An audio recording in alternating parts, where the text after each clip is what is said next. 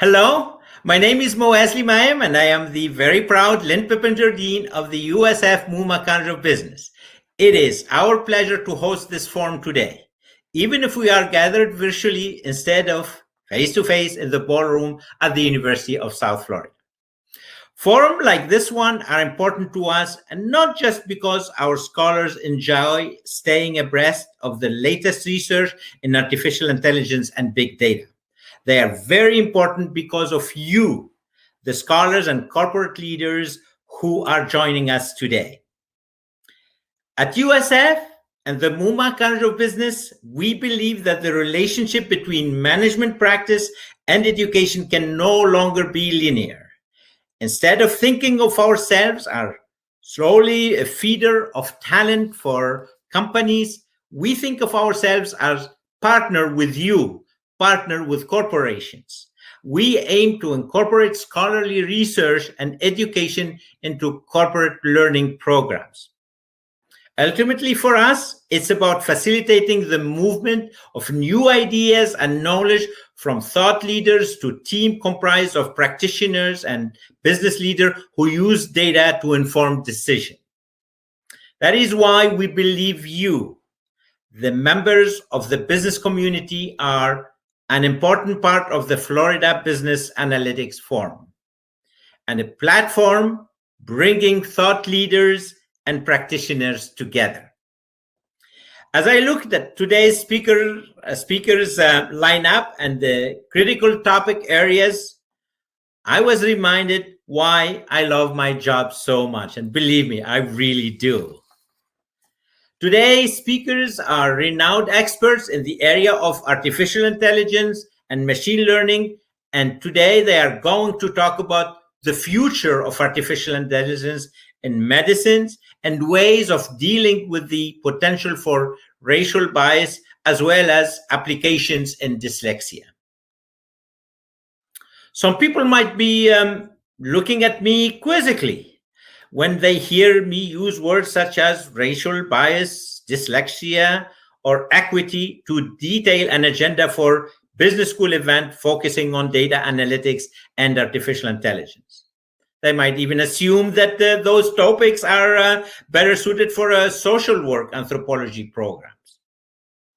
That is part of what makes this field so exciting and so interesting. Data scientists get to use their analytical and critical thinking skills to explore and potentially, of course, change the tools that make our companies more profitable and can make our society more equitable. That is the hallmark of major metropolitan university like USF, a mantra from the very top. And that is why it gives me a great pleasure to welcome our university president, Dr. Stephen Curran. President Curran joined us in 2019, and he is a scholar as well as a great business leader. He uses data every day. He uses data and creative thinking to address challenges. And we all know how many of these challenges we had in our recent times, and specifically last year. He also uses data and creative thinking to raise USF national profile. He encourages every unit and every college at the university to use metrics and data as we focus on student success. We are very privileged to have Dr. Stephen Curran with us. President Curran, the floor is yours. On behalf of the University of South Florida and the Muma College of Business, I'm delighted to welcome you to this year's Florida Business Analytics Forum. I wish to thank Dean Lamayem and the Center for Analytics and Creativity for hosting today's forum.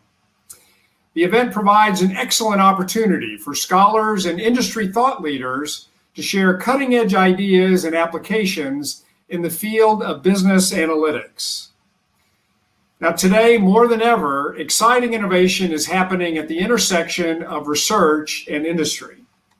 Knowledge sharing is no longer bound by traditional disciplines or industry sectors. The pandemic, with its urgency and impact, heighten the need for collaboration and heighten the increased permeability between universities and industry. The solutions and technologies that have emerged have been rapid and based on science, including the fast-growing field of data analytics. For example, throughout the pandemic, USF's Center for Analytics and Creativity used data analytics tools to help business and policymakers in our metropolitan region respond to the highly unpredictable conditions caused by COVID-19. A collaboration between the center and Tampa General Hospital used business analytics to forecast when case counts would peak in the spring of 2020, giving organizations scientific markers to plan their response. As a post-COVID economic recovery takes place, I believe that there will be even greater opportunities and benefits from this increased connectivity between an urban research university such as USF and the communities that we serve. Today's forum examines some of the exciting science-based solutions that are on the horizon if we support a spirit of collaboration, innovation, and discovery.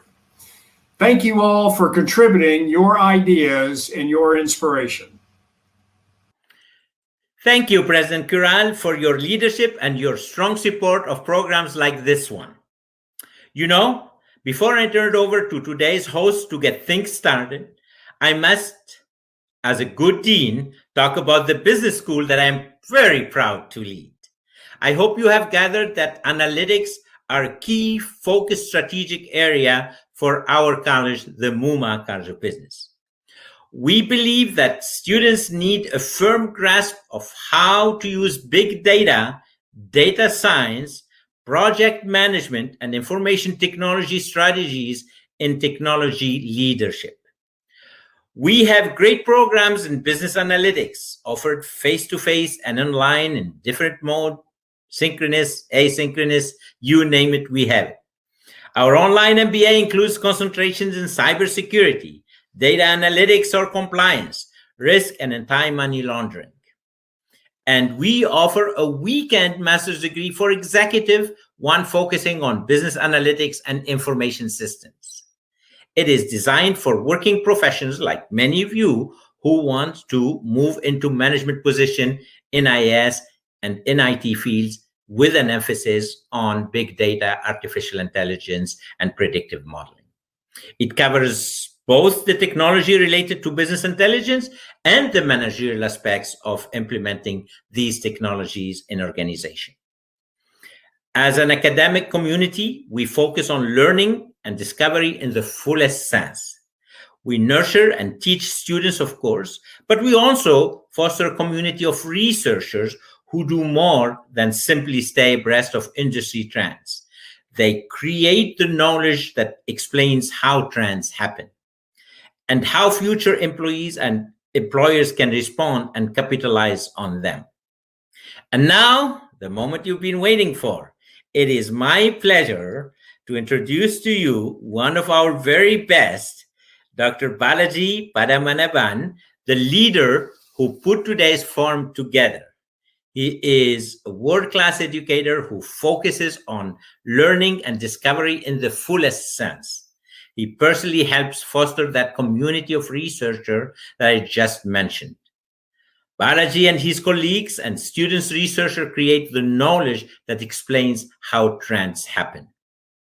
And as one of our absolutely best faculty members, he shares his knowledge so that our students, your future employees, can use them to improve business and society. You will very soon see why I consider myself fortunate to call him a colleague, but also a trusted friend. Balaji, the floor is yours.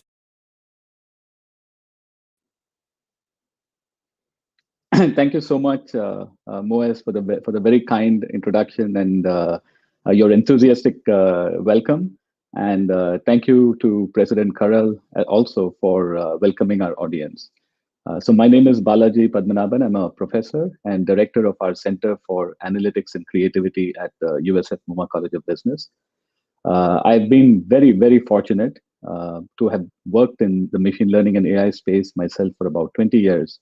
And it is very gratifying to see the ideas today finally get to a position where it's making not just trillion-dollar impacts in business, but also mature enough to a point where it's being used for social good and to save lives, as you'll see from many of the ideas that we put in front of you today. Now, this is our fourth Florida Business Analytics Forum, and we are live. We are live for the next 2.5 or 3 hours. If I was wearing a wristwatch, I would tell you the exact time and prove it. But since I'm not, I can tell you that the Dow Jones is now exactly 257 points up in anticipation for what our speakers are going to say. And Bitcoin is exactly $40,119, and the ultimate meme currency, Dogecoin, is 39.55 cents more than what it should be. I'm just kidding, of course. It's not the ultimate meme currency. There are others. Now, we have a remarkable set of people who've been with us for 4 years. And welcome to all of you. And our speakers and our agenda today is just incredible. And I'll get back to these people in a minute. We have an incredible set of topics and very passionate speakers as well. And I won't be doing justice to any of them when I introduce them briefly, but I will get back to them shortly. What I do want to go over very quickly are some logistics with you. We are obviously streaming this live on YouTube. And in case you want to watch parts of it again, recording will be available for just a few more weeks. Closed captions are going to be generated via YouTube's auto captioning service, and this will be available later today. I'm looking forward to seeing what it does to my name. Now, questions and answers, since we are live, please use YouTube comments as well as Twitter to put in your questions. Our AI and machine learning algorithms will automatically find your questions. With some random probability, it might insult you with a meme. With another random probability, it'll ignore your question. And then, if it doesn't satisfy these conditions, it'll send it to us. But more seriously, I think this is not a typical conference, and our audience, people who are with us, and we know most of you personally, are as much of an expert as us, and we look forward to hearing from many of you as well. I want to make sure I thank Dave Pizzo and Florida Blue for their very generous support of USF. And thanks to a gift of theirs, this forum continues to be free for the 4th year. So thank you, Dave. Now, participants, as I had mentioned, many of you know as much about a lot of what we're talking about today as us. And we want to make this a joint learning experience.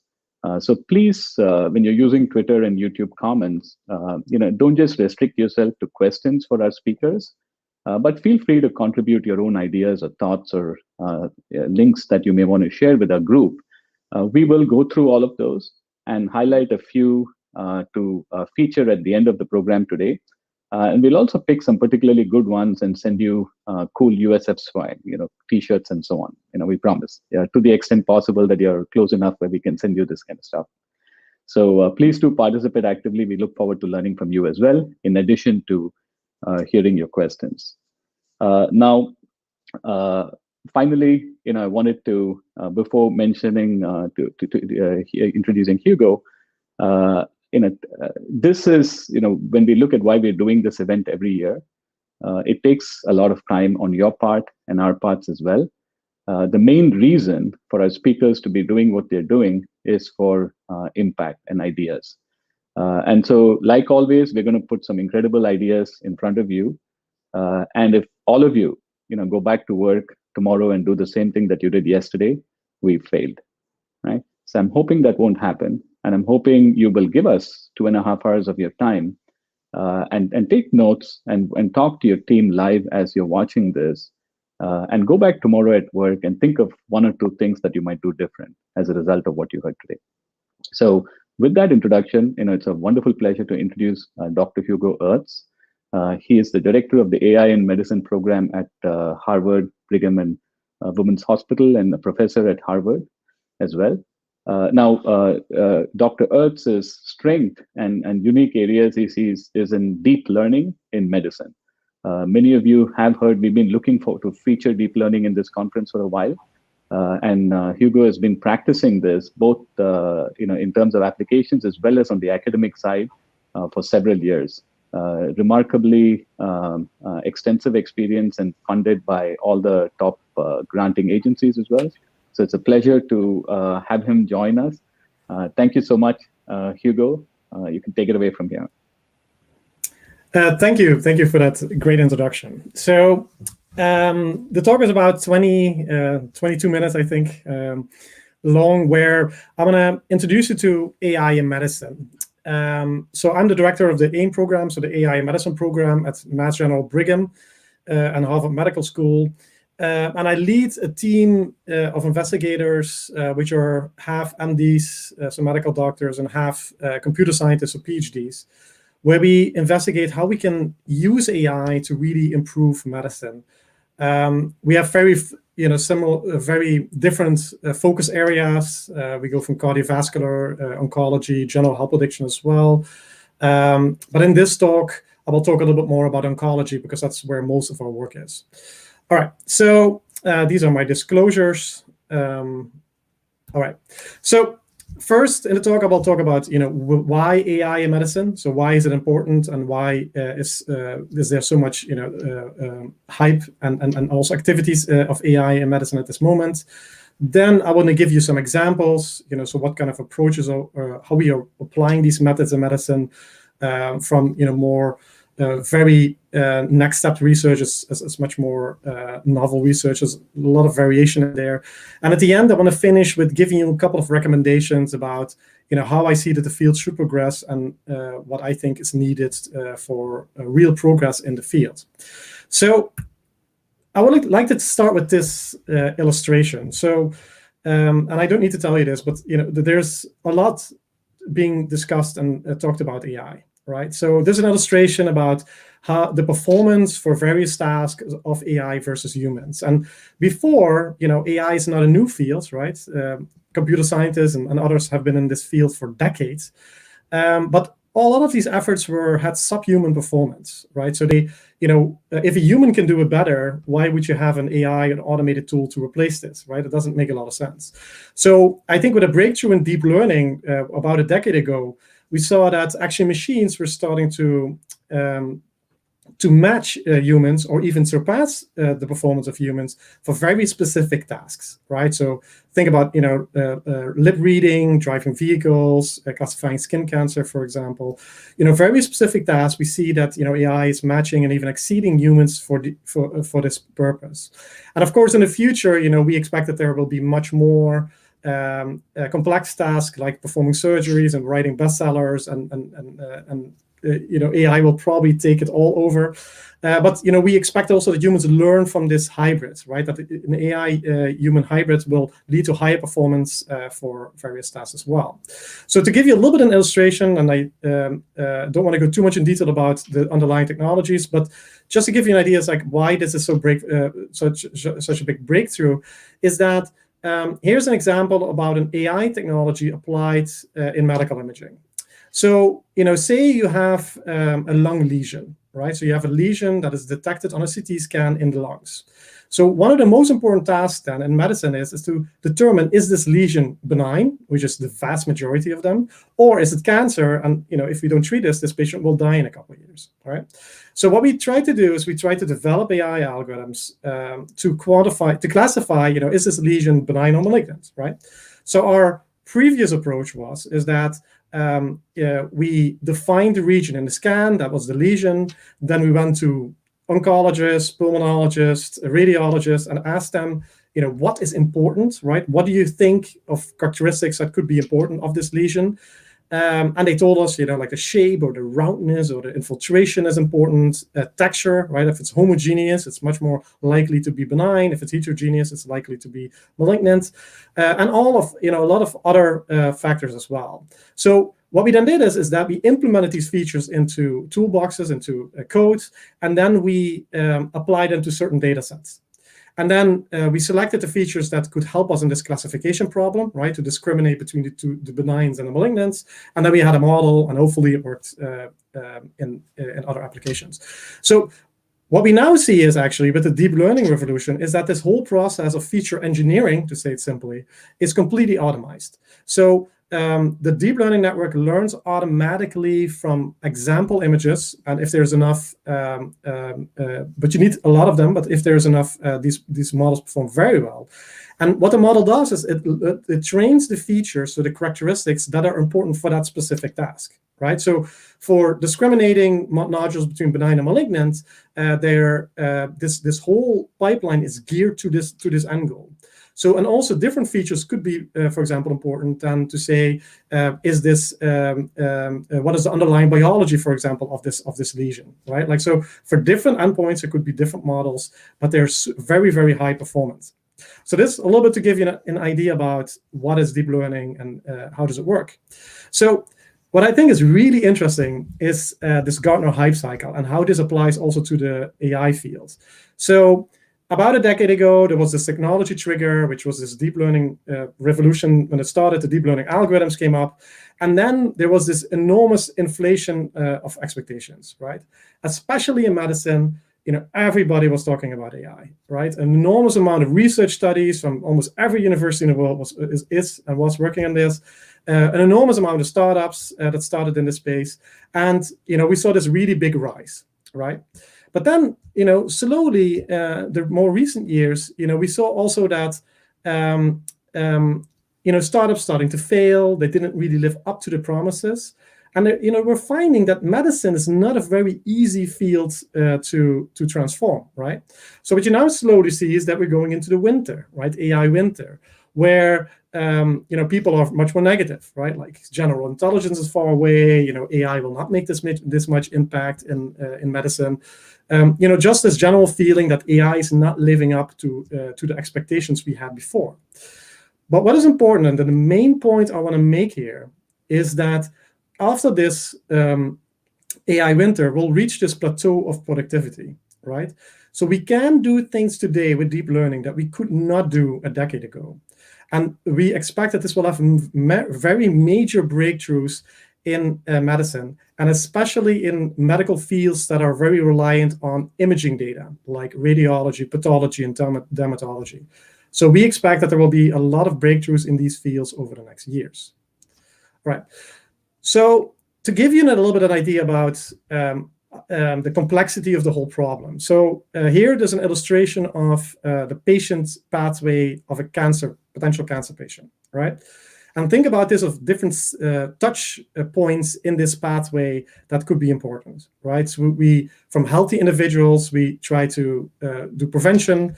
High-risk individuals, for example, smokers, we try to screen them for lung cancer, for example.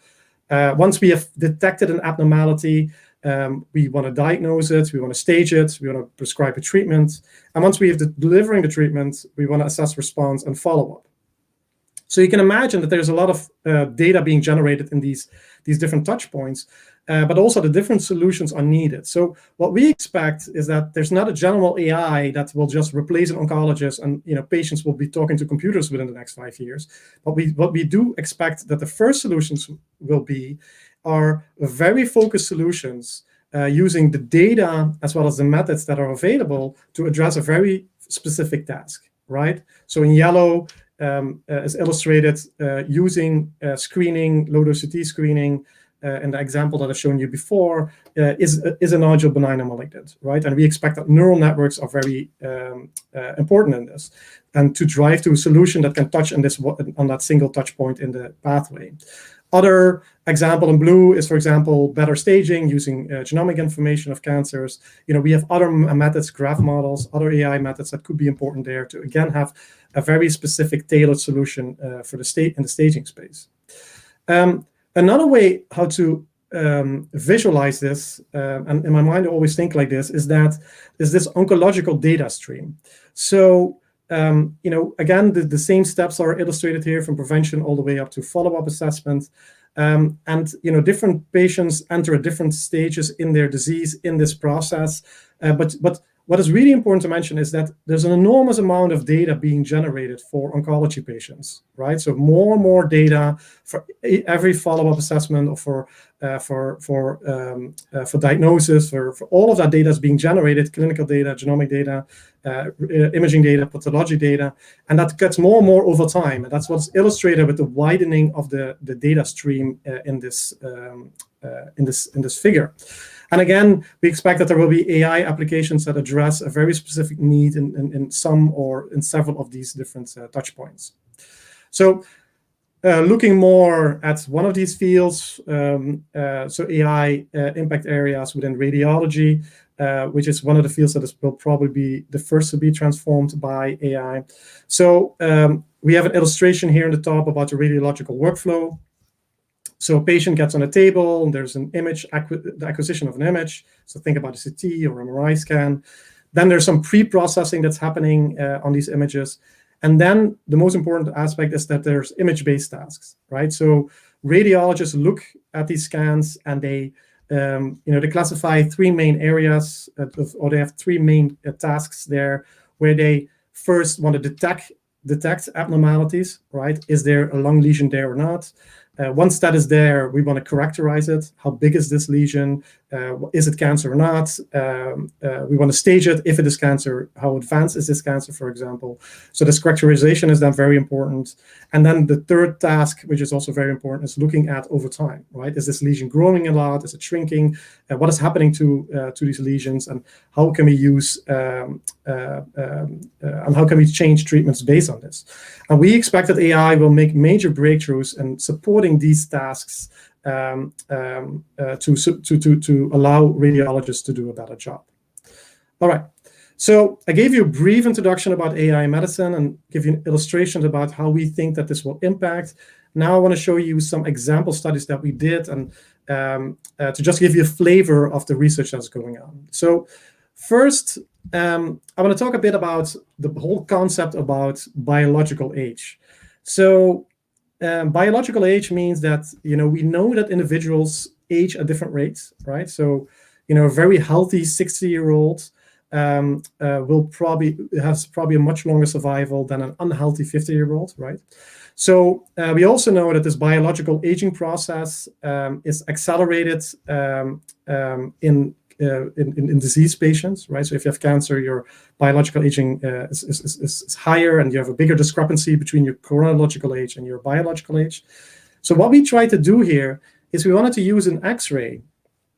So it's one of the most commonly used tests in medicine. So just simply take an X-ray of the chest, and they see, is there any findings, right? Like, is there lung nodules? Is there maybe a broken rib, or any other findings that they can assess on these X-rays? So we wanted to say is that for these individuals that do not have any symptoms, that didn't have any radiological findings, that are just clean lungs, all looks good, can we actually still use all the information that is in the X-ray to predict the biological age of these individuals, right? And this biological age could then be also related to the prognosis, so how long and longevity, right? How long will somebody live?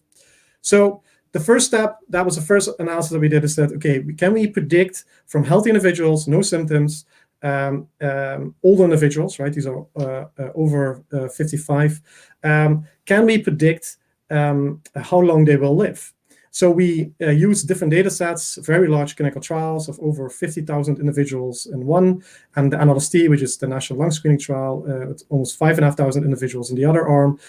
So we use all of these X-ray data to develop a deep learning model, which was based on this Inception V4 architecture. I won't bore you with all the details, but it's a relatively widely used and standard deep learning method. To use an X-ray to predict how long will an individual live, right? And what is important there is that the model only got the X-ray as input. So there's no other information like age, chronological age, right? Sex, other risk factors, that was available to the model to make the decision. So only using an X-ray predict how well the individuals perform. So what you can see here is the Kaplan-Meier survival curves, and for the people that are not used to looking at these, is we classify patients in different groups, right, and different risk groups, and then we follow up after we did this. How well did each of these individuals do, right? Like how many of them are still alive, say, for example, after 12 years, right? So the very low risk group, so all the patients that were classified in that group, almost 95%, if I'm correct, 96% of them were still alive after 12 years. On the other hand, the very high risk group, only 45% of these individuals were still alive. So a lot of patients were dying in this very high risk group, right? And if you know this, then you can potentially screen these individuals better. You can prescribe better, other treatments. You can monitor them. You can put them in prevention programs. So you can act on this information. So the more spread is between these lines, the more important that is. So what you can see here is that the model, only using an X-ray, which is really amazing, could really stratify patients very well and very in different risk groups, right? And the very high risk group had also much worse survival. So the biological age prediction was really working. And we demonstrated this also in another data set where we had for heavier smokers, and we saw a very similar performance, where you could identify these individuals that are not doing well.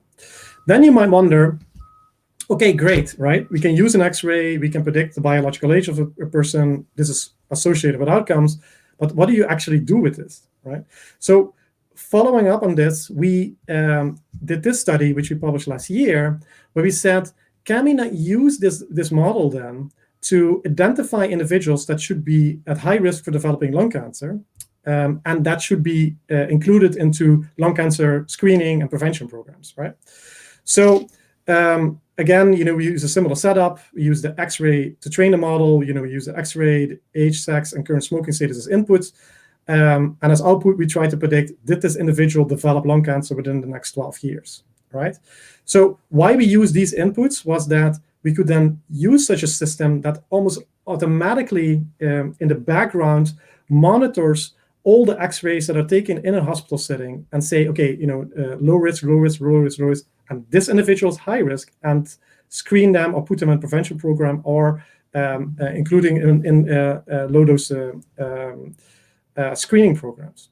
So this is a very practical implementation of such a network in an ambient screening setting, as we call this, in a hospital network. So we looking at the results, and I wouldn't bore you too much with these curves, but what we have demonstrated that we were very good in picking up the high risk or the individuals that got lung cancer within 12 years. And if we would include such a method into the screening programs, we could make the screening programs with the same number of low dose CTs performed, but we could make it program 31% more efficient and detect 31% more cancers. So just to give you a demonstration how we could use such an ambient AI tool in the background. All right, so similar to this, we can also use AI systems to automatically screen for cardiovascular risk. So what we did is we tried to quantify coronary artery calcification, also CAC. So this is a very important predictor of cardiovascular events. It's the best known predictor of cardiovascular events. If you have CAC, so if you have calcium in your coronary arteries, there's prevention programs that are established. There are guidelines that we know what to do with the information, and we can treat these patients. It's druggable. And what is really interesting is that although this coronary calcium is almost visible on every chest CT that is taken, right? And a lot of chest CTs are taken for in oncology or pulmonology, right? Like a chest CT is a very, very common test. But it requires dedicated expertise and equipment to extract that predictor automatically from these images. So what we said is that can we develop an automated deep learning system, fully automated, right? So there's no human that's needed in this process to analyze this scan, and we could do this on our clusters under 2 seconds to go to this coronary artery calcium score, so this risk score. So The network very simply first localizes the heart in the CT scan, then it performs a very detailed segmentation of the voxels, the three-dimensional pixels in that image where the heart was. Then we identified the coronaries and we segmented the calcium, and then we provided the score at the end of this. And if you have such a system, a fully automated system, we can really use this in these organized or ambient opportunistic screening settings, right? So any patient that is referred for screening or in a hospital for other purposes, we can apply this to, and we can mine that data that is, mine this information that is in the data. So without boring you too much about all the details, so there's a couple of training and tuning cohorts that we use from Framingham, which is one of the studies in Boston. So we had high quality data for training, over 1,600 individuals that we could use for this. And then for validation, we applied this to very different cohorts of symptomatic and asymptomatic populations. So, patients that have symptoms with chest pain or acute chest pain or stable chest pain, as well as for asymptomatic. So they don't have any symptoms, but could be at risk. And just to give you an idea about looking at lung cancer screening cohort, so these are healthy individuals that are smoking and that are screened for lung cancer, we could find that this coronary calcium had a very strong predictive power for identifying high-risk individuals of cardiovascular disease. And we also saw that these high-risk individuals were dying much more than the low-risk individuals, demonstrating again that there's an enormous clinical need to do something with these and potentially refer these high-risk individuals to prevention programs. And also, what is important there, if you look at the lung RADS category, these are for some of these individuals, we also found lung nodules, and of course, the ones that have bigger lumps are more likely to have cancer, and the high risk groups. So you also have a risk of cancer here. So what is really important here to mention is that we can use now AI to analyze, in this case, 15,000 individuals in a couple of hours on a cluster, right? And think about it, if we needed radiologists to do this, this would take probably years of radiology time. So this is really how AI is also an accelerator of science in such an application. But also the clinical relevance here is that we're demonstrating that looking at the heart is almost as important as looking at the lungs for these lung cancer screening individuals. So there's a lot of new knowledge that we can derive from this. All right, so we can also take this a step further. We can look, say we have diagnosed cancer, we can look and see how we can use AI to better quantify characteristics of these cancer lesions. So for the people that are not used to looking at these, so these are lung cancer tumors that you can see here. On the left, this is the CT scan, and on the right is this three-dimensional volumetric illustration of the tumor. But what you can see here is that tumors are very different, right? They're not all round homogeneous balls. They can have very distinct characteristics of homogeneity and heterogeneity that we can quantify. So what we wanted to use now is and in the clinic, there's almost none of this information is quantified, only how large is the tumor, so is it like 5 centimeters or 6 centimeters, and all of the other information is not routinely quantified or used for clinical decision making. So what we wanted to do is, can we use AI to quantify all of these characteristics automatically and all of these traits, and is this potentially important for clinical decision making? So we developed a network using 3D CNN, so one of these deep learning architectures, to simply have a tumor as input and then have a prediction of survival as output, right? So how well will this patient do following its treatments? And then, we have different data sets for both radiotherapy and surgical treated patients, so different treatment modalities in these cancer patients that were used to develop different models and different application areas. And looking at the results, we saw that these deep learning models were really able to stratify patients in different risk groups, right?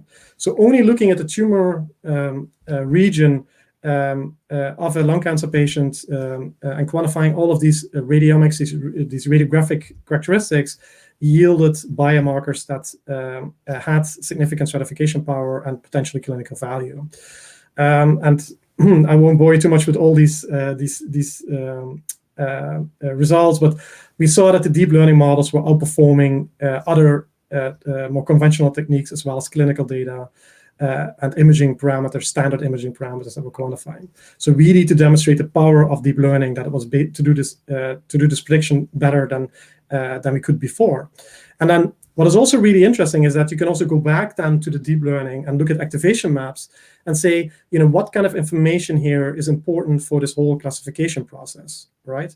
And what we found is that not only the tumor area is important, but also the surrounding tissue where the tumor was infiltrating into was important for clinical decision making. And again, these are new insights that we could derive using AI methods. Another clinical application of this is, and there's a big revolution now in oncology and immunotherapy. So immunotherapies are making major breakthroughs in the treatment of cancer, but we need better biomarkers to identify individuals that actually have a benefit. So a large number of patients don't have a benefit for IO, and it's potentially toxic and very expensive. So if you have a biomarker that can identify this better, that could be a very big clinical gain by using these. So we developed these imaging AI biomarkers, and we applied them to 203 patients with advanced melanoma and non-small cell lung cancer. And I won't bore you too much with the results, but we were very well able to predict the response of a single lesion. So is this specific lung cancer lesion going to be responding to immunotherapy? But also, if you have multiple lesions, can we predict for a patient in total how well the response was doing? And these imaging biomarkers were very well capable of doing this. All right. Because the time is limited, I will skip a couple of slides and go to my final remarks. So what I think is really important is that there's a fundamental problem in the AI field, which is limiting us. And this is an illustration of this, right? So there's an enormous amount of research studies in model development, right? These proof of principle, proof of concept studies, where some groups demonstrate, that these models are working for specific purposes, but the clinical impact is until now relatively limited. And we call this AI translational gap. And what is the main reason there is that what we think that, the three main components to get all of these wheels turning, that is, validity, usability, utility, right? So how valid is the method? Does it work? Is it randomized, prospectively evaluated? Is it usability? Does it work well? Is it efficient? Do the doctors like working with it? But also utility. What do you do with it, right? Like, do you predict outcomes? Do you improve cancer control? Do you save money? Why do we actually want to use this? And these aspects seem very simple, but they can become very quickly very complex. So there should be more research in each of these dedicated research areas to get all of these wheels turning, and we hope that the next decade actually will bring that to really get clinical impacts, because that is why we are doing this, right? And one of the things that doesn't really help with this is reproducibility. We see that a lot of people are publishing studies out there. Almost nobody's sharing code or data. If they share code, it's often not reproducible, so there are some issues with this. So we try to raise awareness with this, and we published this paper a couple of months ago in Nature, where we said, we have to go to more transparent and reproducible AI research. And it's pretty interesting that we can learn a lot from the bioinformatics field, and a lot of co-authors also from these fields, where this is completely normal, right? Like sharing all the data, all the code, all the results, derived data and such. That's completely normal in bioinformatics, but it's not in AI.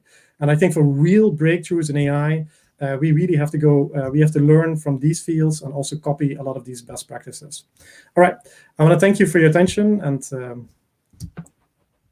I want to thank the following institutions as well. Thank you. Yeah, thank you so much, Hugo. That was wonderful. And, there were a few questions that I think I can group together. I mean, this is just showing up on your screen, but I think one theme that came out is,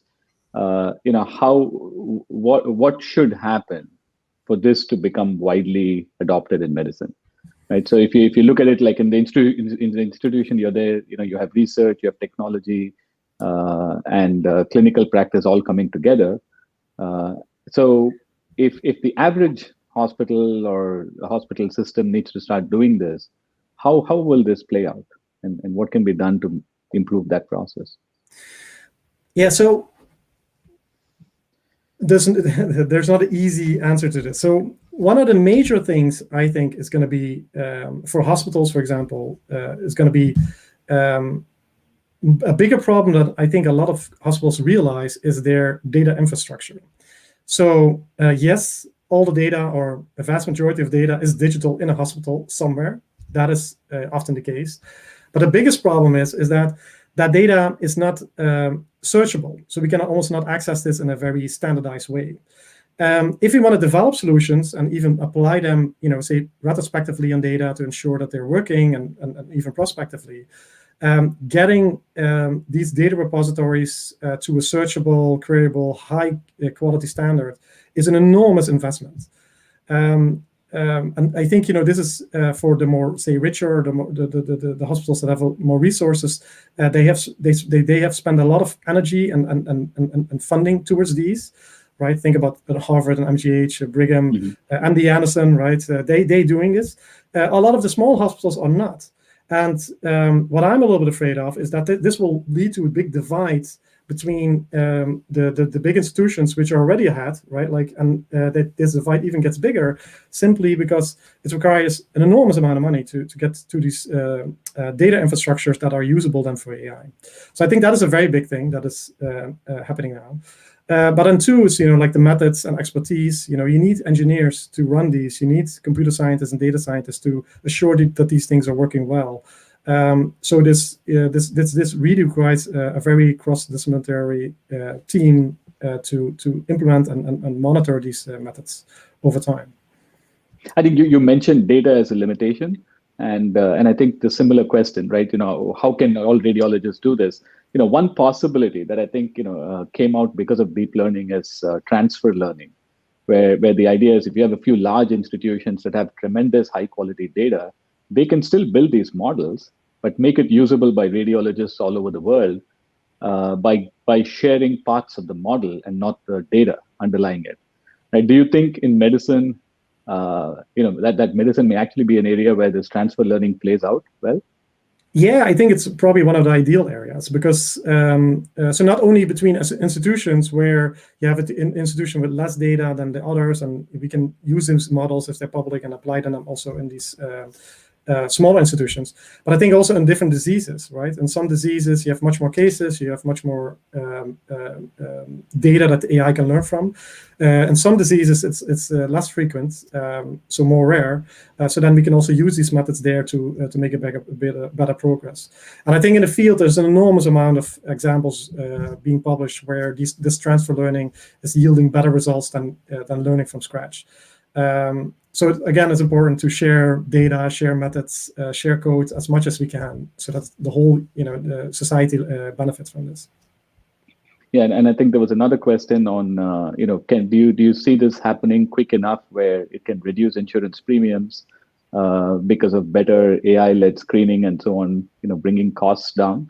Is that something that you see happening? And I think the other question we're looking at here is this commodification in terms of maybe sometimes you have industry, right, who comes up with these solutions and can push it out by taking open code that scientists put out.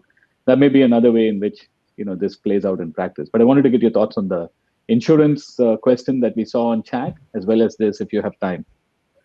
I know sure. We'll talk to you later again in a couple of hours, but go ahead. No, I think the insurance, the overall, yes, right? Like AI will likely make medicine better, cheaper, but it will take a while before these methods will be implemented to such an extent that we really start saving money, right? So you can think about, making a treating physician, for example, more efficient, right? There's a lot of very redundant, repetitive tasks that they need to do now. If we can automate a lot of them and we can focus them on the areas where we really need them, they can probably see more patients, treat more patients with the same number of hours a week. That is something that is a slow revolution in that sense, right? Like it will happen, and it will likely save a lot of healthcare costs eventually. Insurance premiums, yes, if you can detect cancers better, right? This is cheaper, better for everybody, right? So we can save money in that way. But I think like that is probably the next step after we demonstrated the real clinical benefit of these. But the potential is for sure there, yes. Thank you again so much, Hugo. And I'm going to encourage all our audience to please Google Dr. Ertz. And the amazing thing about having academics in these talks is almost everything that he talked about is available free for you to read up about. You can go to Google Scholar, look up his publications, get the papers in Science, Nature, and PLOS One that he had referred to here. I'm sure you'll find all the details. So thank you, Hugo. We'll talk to you again in the panel in an hour and a half or so. So we'll give you some time to go and get some coffee if you can, but not our attendees. We want them to hang around. So see you in a bit. And I'm going to switch to introducing our next speaker. So it is again gives me great pleasure to introduce Dr. Luz Rayo from Spain, who is staying up really late to join us all day today. And so Luz has a very interesting background. She has a bachelor's and master's in linguistics and natural language processing, and a PhD in computer science. And was a special faculty at CMU's HCI Institute for a few years before moving to Spain, where she's a faculty member at the IE Business School, and also a founder of Change Dyslexia. So Luz will tell you more about her own personal story and the way she has brought together dyslexia and AI and machine learning in a tremendously powerful way that's making a difference in the lives of kids worldwide. So it's amazing to have you with us. So thank you so much, Luz, and take it away from here.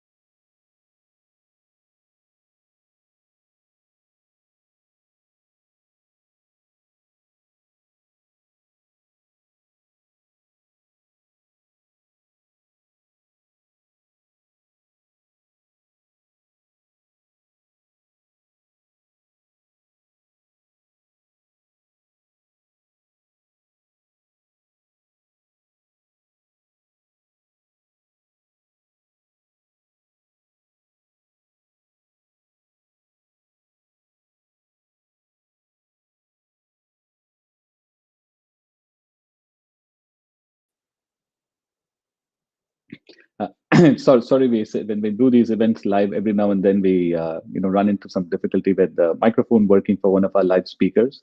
And Luz, of course, is calling in from Spain, and so she has some difficulty with the microphone, and she's going to be joining us very, very shortly. So please, hang on for a few more seconds. And if I may, in the meanwhile, I just wanted to add a couple of things to what Dr. Hugo Artz had mentioned in deep learning and reproducibility particularly. So one of the challenges that he had outlined in a recent Science article was particularly in medicine. And this was a bit controversial because there are many solutions in medicine that are coming up that are using deep learning to diagnose, say, breast cancer and so on and so forth. And these are coming from industry. They're coming from people who do have the data, do have the resources.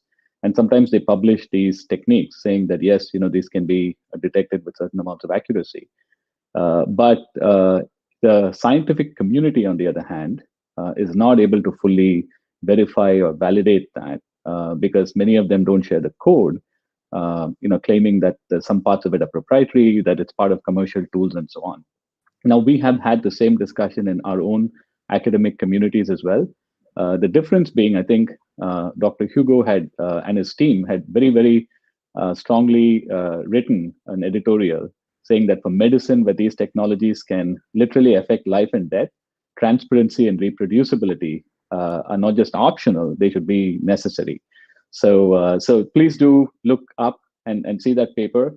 And I'm going to turn it back to Lut, who is here with us. So thank you again for being able to join us. I'm so sorry that you had some problems connecting, but I hope it works out. We have a wonderful audience. These are people who've been with us for 4 years, so they're looking forward to hearing your life story as well as what you've done in ML and dyslexia. Thank you so much, Lut. And my pleasure. And sorry about that. Okay, so I just share with you one of my very personal stories, okay, of how I realized how I realized that I was maybe less intelligent than the rest, but it turns out that I had dyslexia and how dyslexia is so difficult to detect. So we were here. 3 Pirates of the Caribbean have dyslexia, something that kids love to know, okay? In case you have kids, you can always tell them that. But actually, dyslexia is a very, it's a disorder, okay? It's a specific learning disorder with a neurological origin, okay? So dyslexia is not about this, okay? It's not about turning letters, but it has to do a lot with mistakes, okay? With spelling mistakes. And what I will be sharing with you are the 3 most important discoveries that we have done through these years. And these 3 important discoveries had to actually do with mistakes, okay? So the first lesson that we have learned, and I think this can be applied not only to dyslexia, but also to other fields, is that errors, mistakes are valuable. And for this, we use data mining. So how did we started doing this? So at the first time, for the first 4 years, starting in 2010, we started to run eye tracking experiments. What you can see here in this video is the eye gaze, okay, of a person without dyslexia reading this text. So as you can see, when we read this text, we don't go letter by letter, syllable by syllable, word by word. Our gaze goes like this. And this is a person without dyslexia reading a text without errors, okay? So we performed 17 experiments similar to this, comparing how people with and without dyslexia were actually reading text. Now, what happened if we had errors in the text? Check this out. We have an error there, sorry, it's in Spanish. Okay, can you see, okay? This big ball, this big red ball is actually a fixation duration that is significantly longer. And this is because this person reading this text has actually seen the error, okay? What happened with people with and without dyslexia? People with and without dyslexia actually do see errors, but they behave differently when seeing errors. So we repeated this experiment not only with errors written by people with dyslexia, but also with text written like this, okay, like with jumbled letters. And at the end, what we found was the following. What we found is that here you see the points that are pink are people with dyslexia, the points that are black are people without dyslexia. What we could see is that the comprehension of people with dyslexia was not affected by the lexical quality of the text, meaning that it didn't matter if the text had errors, if the text didn't have errors, if the text has 50% errors, like the text with the jumbled letters that we've seen before, the comprehension was, the changes in the comprehensions were not significantly different. While in people without dyslexia, the comprehension in text with errors started being, text without errors, okay, started being higher, while the more errors the text had, the comprehension dropped, and then it went high again. This gave us a lot of information about dyslexia that we didn't know before. So we know that both people with and without dyslexia were able to see the errors because we could see this with the eye tracking data, but the comprehension of people with dyslexia were not affected by the errors. This made us think during these 4 years that there was something inside the errors that could teach us something about dyslexia. So we went, using data mining techniques and basically crowdsourcing dyslexic errors, we went through all these errors and started performing linguistic analysis on these errors. And what we found is that there were linguistic patterns, okay, inside the errors of people with dyslexia. There were linguistic patterns in terms of the types of errors and in terms of the phonological and phonetic features of the errors. And more interestingly, while I was crazy collecting errors in Spain, there was another woman who was also crazy about collecting errors back in the UK. And she was very kind, Jennifer Pendler, and she gave me also her error collection in English. And we made this analysis also for English. And what we found is that actually the patterns that we found in both languages were somehow, there were similar trends in both languages, meaning we all know that dyslexia is universal, but manifestations are different in languages. However, in the errors, in the mistakes, in the patterns that we can find there, we can find differences. So what did we do with this? So what we did with this is to integrate these patterns that we found in the error in an application that to solve the errors. So what the hypothesis here was, okay, if a child cannot somehow consciously see the error that they have made because they have dyslexia, maybe if we make the child play with their own errors, including the patterns that were found in their own errors, maybe this could help them to overcome dyslexia, to read or write better. And we integrate them in these games that you can see there. You can see there a round, little banana instead of banana. So this game, we integrate this in the game. This was played by over 30,000 people in 70 countries in Spanish, English, and German. And later on, this data was very useful, okay? So this is the first lesson. Errors are valuable. Let's go to the second lessons. Errors were not only valuable to tell us more information about dyslexia, but was also valuable to screen dyslexia. And this happened in Carnegie Mellon University, okay? So for the first time, I was in a wonderful university with all the resources of the world. You know, there is CMU, you are from the US, and also in a place where there was, oh my God, it was so cold. You are in Florida, you are so lucky, guys. In Pittsburgh, it's so cold. Okay, it was like 4 months, like, oh my God, coming from Spain, this was like, oh, it was almost like coming from Florida. But the good part about this is that I had a lot of time to perform experiments to try to find, to screen dyslexia using machine learning, that is a field belonging to artificial intelligence. And it was not easy, okay? We tried many experiments, and it was not easy to screen dyslexia. At the end, the first try that was successful was actually to use all the eye tracking data that we have from the previous year, so all these 4 years from experiments, to using this eye tracking data and see if we could, using different features as you have here, the age or the reading time or the mean of fixation, so basically these red dots that you have seen them, if we could detect dyslexia using this eye tracking data. And this was the first successful approach. It worked, but what happened here is that it was not, let's say, sustainable, no? Because at that point in history, this was in 2015, eye tracking were not available.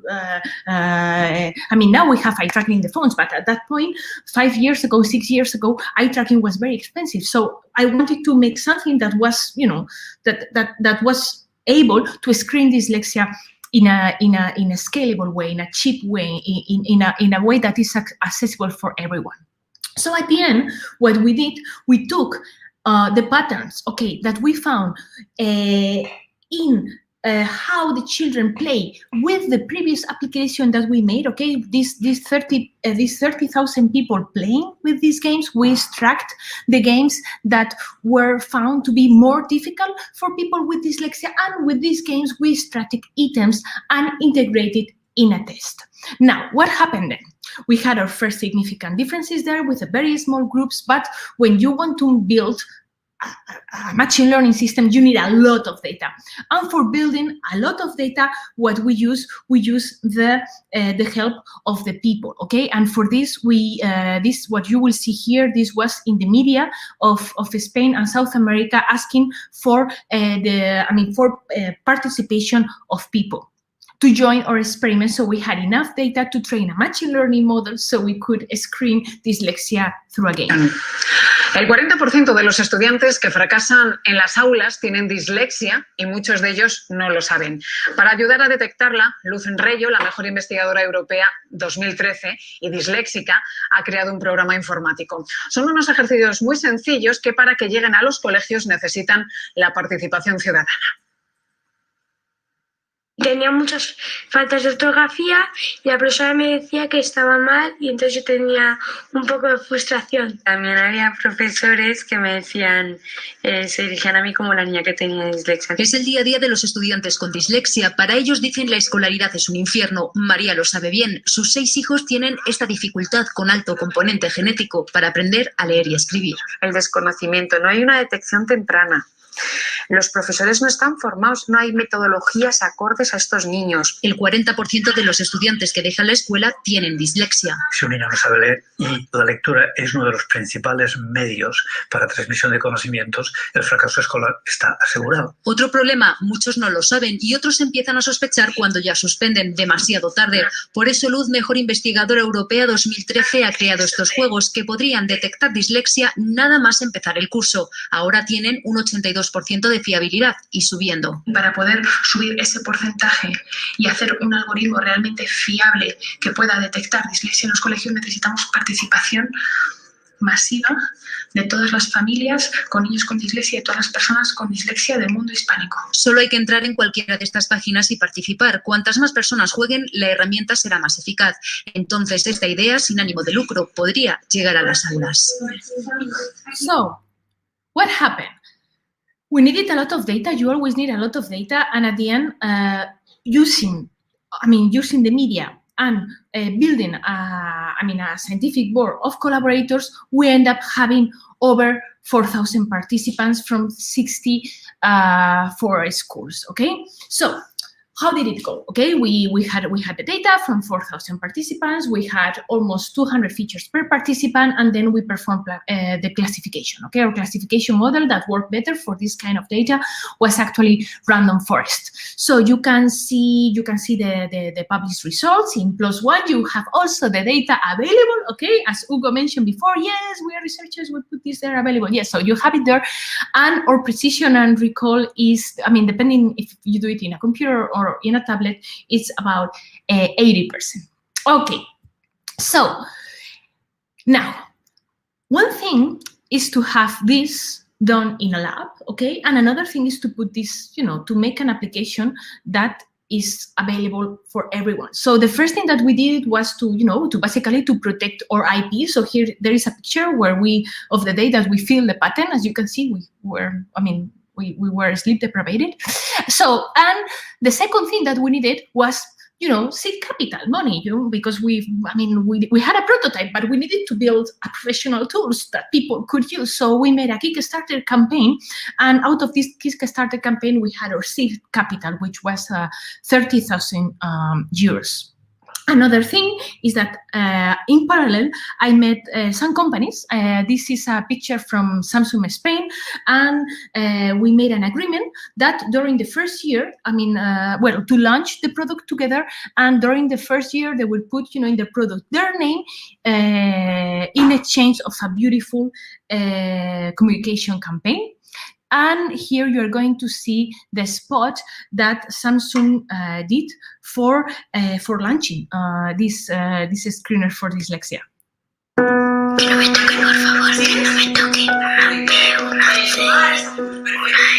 una I y ahí pone una C, una R, una U.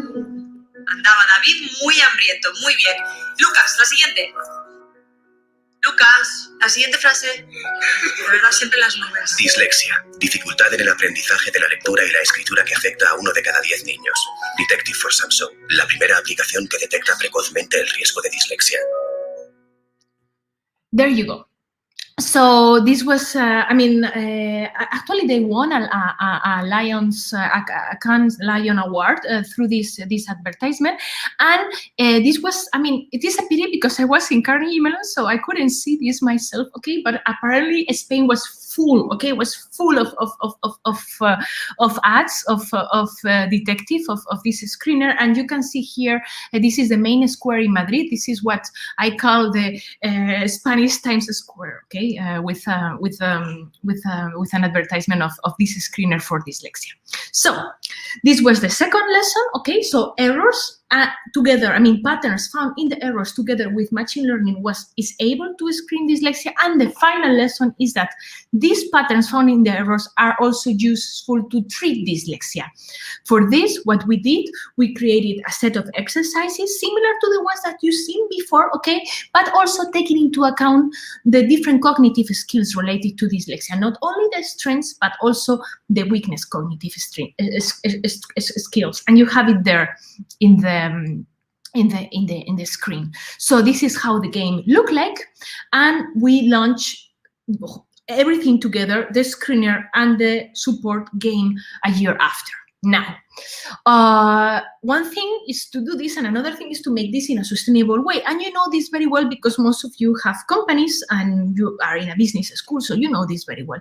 So for this, I found it change dyslexia, okay, to put the science, okay, with artificial intelligence to help dyslexia, just to put so, and to basically overcome the 3 main barriers of dyslexia. Okay, the first barrier is that dyslexia is a hidden disorder. Most of the people that have dyslexia do not know that they have dyslexia. For that, we have the screener, okay, universal, free for everyone. For the second barrier is that dyslexia is related to literacy difficulties. Very unfortunately, dyslexia is related to school failure. For that, what we have is the support tool. This support tool has a cost, and thanks to this cost that we sell, we keep the screener for free, and we also address the third barrier, which is socioeconomical barriers. To overcome dyslexia is unfortunately expensive. So, for the first barrier, we have the screener. It was used over 100,000 times now, so in mainly Spanish-speaking countries, as you can see in this map. For the second barrier, the treatment tool, the support tool is already being used in Spanish public schools in 2 provinces of Spain. Nowadays, is 400 schools. And for the third barrier, we have granted Detective U scholarships. Over 350 scholarships were granted, and the main countries were South America. And as you can see here, this is a picture from Colombia. Using Detective. So this tool has won many awards, some national, some international. Probably the most important award was by UNESCO. It was the first time that a Spanish company was granted by this UNESCO award. And because this is science based, you can find you can find them online. You can find the publications online. They are available online because computer science publications are freely available online. It's not like medicine publications. You can have it there, download them, use the data, do whatever you want with them. And what next? Okay, so what is next? Imagine if we had a screener that instead of telling us that we have an issue, that you have dyslexia, tells us, okay, you have dyslexia, but you are amazing in this, and this. And this is what we're working right now, okay? We're working on the strengths of people with dyslexia. We're working on not only giving the bad news, but also giving we will try, because this is so difficult, okay? We're doing this with the weaknesses and the strengths, but we will try to give also the good news, okay? So very soon, hopefully, I will be sending Balaji a link that he will be sharing with all of you, and I hope, please, please, please, you take part of this study, because again, we need a lot of participation, and we need a lot of participation from all over, okay? Because you guys, you are successful people, okay? I know that the people who are listening to this talk are successful people, Balaji told me. So we actually need your data, because we need to know the strengths of people with and without dyslexia. So please take part of the study. Every time I see someone who is famous, you have there Antonio Banderas, we put them a sticker of Detective You. If I ever meet you, please let me know, and I will put you a sticker of Detective You. And I want to finish by thanking you very much for the attention. And as we say in Change Dyslexia, dreams are not words to be read, but to become true. Thank you. Thank you so much, Lut. I mean, I think all our audiences heard, how AI and machine learning combined with a lot of data can now do social good. But ultimately, it is passionate people who make these things happen. And so, thank you for all you've done along with your collaborators at CMU, IE, and Samsung to get this tool into practice and actually make a big difference. So we have quite a few questions that are out there. But before that, I just ask you in terms of these tools that are doing the screening. And the fact that it's being done early and possibly through a combination of eye tracking or how they play games, how the kids play games, and so on. Do you see, like, given how privacy and other things are an issue in the EU, how do you see this challenge too, right? So what kind of consent do we need, not just from the parents, but also from the regulatory authorities and others? Yes. To make this. Yes, actually, this was one of the most challenging points. Okay, because in Europe we have, we have stronger regulations. So we had to comply all these regulations. So we need, of course, we need the waiver of the parents before. Before anything starts, we need that. And then when this is applied in the schools, even if the counselors are the ones that do the test, they also need the waiver of the parents, and we need to have this in advance. And this is actually what makes it, I think this is because this is one of the reasons why only 300,000 tests were done. Okay, because that makes things, but you need to comply. So even if we are a super small startup, we need to comply. So yeah. No, that's interesting. Now, sometime back, we had done a very successful program on diversity, equity, and inclusion that recently finished. And I think one of the things that we're hearing is, the fact that sometimes differences, can result in other types of capabilities and strengths. And so you've probably seen too the statistics that show that entrepreneurs in particular have a very large percentage of them are apparently dyslexic, yes. and so on. And so part of it is also when you look at being able to detect learning issues early on, it might also be doing it in a way that can then channel them in the right directions, right? Early, so that they have a greater chance of succeeding in their careers. So is that something that you're seeing happening in places where you're doing the screening? Because the question becomes, what happens after that? Is it helping them learn in other ways, or is it also giving them, guidance to help them succeed as maybe an entrepreneur or areas that they are better at? There are some hypotheses for this. Okay, the main one and the one that I believe. Okay, so this is also a personal opinion, is that as soon as you have dyslexia, you need to develop a compensating strategies. Okay, for almost everything, you need to come out with creative ideas to solve problems, as the example that I gave me as a child, right? I mean, do a mathematical trick to solve this or do that to solve that. So there are some studies saying that that people with dyslexia have some strengths in entrepreneurship, and this is because they tend to be more creative, although that's very difficult to measure. They are also good in delegating work, because as soon as you have dyslexia, you learn very early that you cannot do things alone, and you learn very early that you cannot trust yourself. Okay? So I mean, even nowadays, I trust more my colleagues when we write a paper or when we do anything than myself, right? So the capacity of delegation. And also resilience, okay? When you have dyslexia, you learn very early that you have to do things not once, twice, 3, 4. You have to do things many times before they are correct. So those are the three. I mean, the three compensating strategies that people with dyslexia, many people with dyslexia develop, and they seem to be useful for entrepreneurship. I hope to find in this research that we are doing that. Let's hope we can measure them, okay, somehow, and we can put them in a machine learning model, because it's a challenging task. Yeah, no, and this question, is about American schools, which I'm not sure how familiar you are, but I think, if you look at the same question in European schools, how common is this now? Are people actually doing these types of screening there, or is it in the few places that you worked with? So in Spain, we were the first ones doing this, but in Europe, this is, for example, Finland has been doing this for many years now. Okay, in Finland, early screening of dyslexia.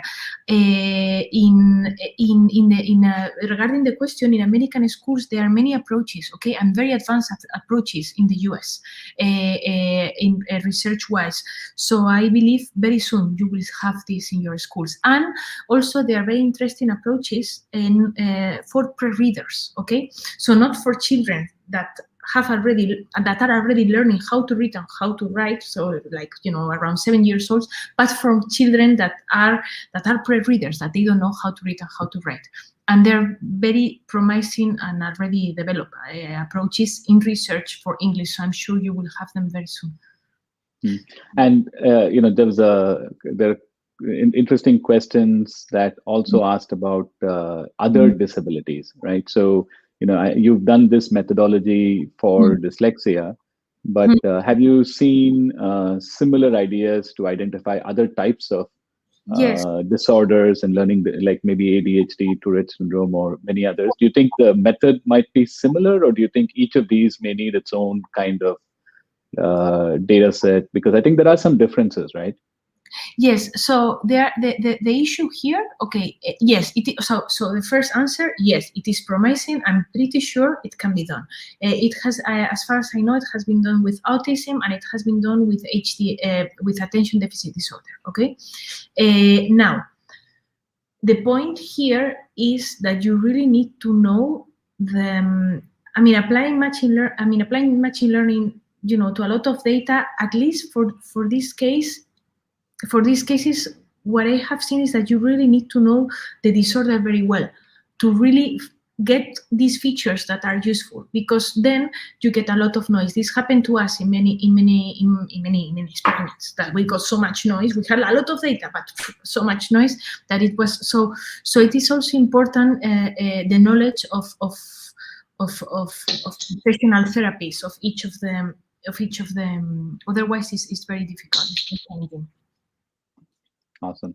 Thank you so much, Luke. We're going to, hopefully we'll have you here for another hour or so, and we'll talk to you more at the panel.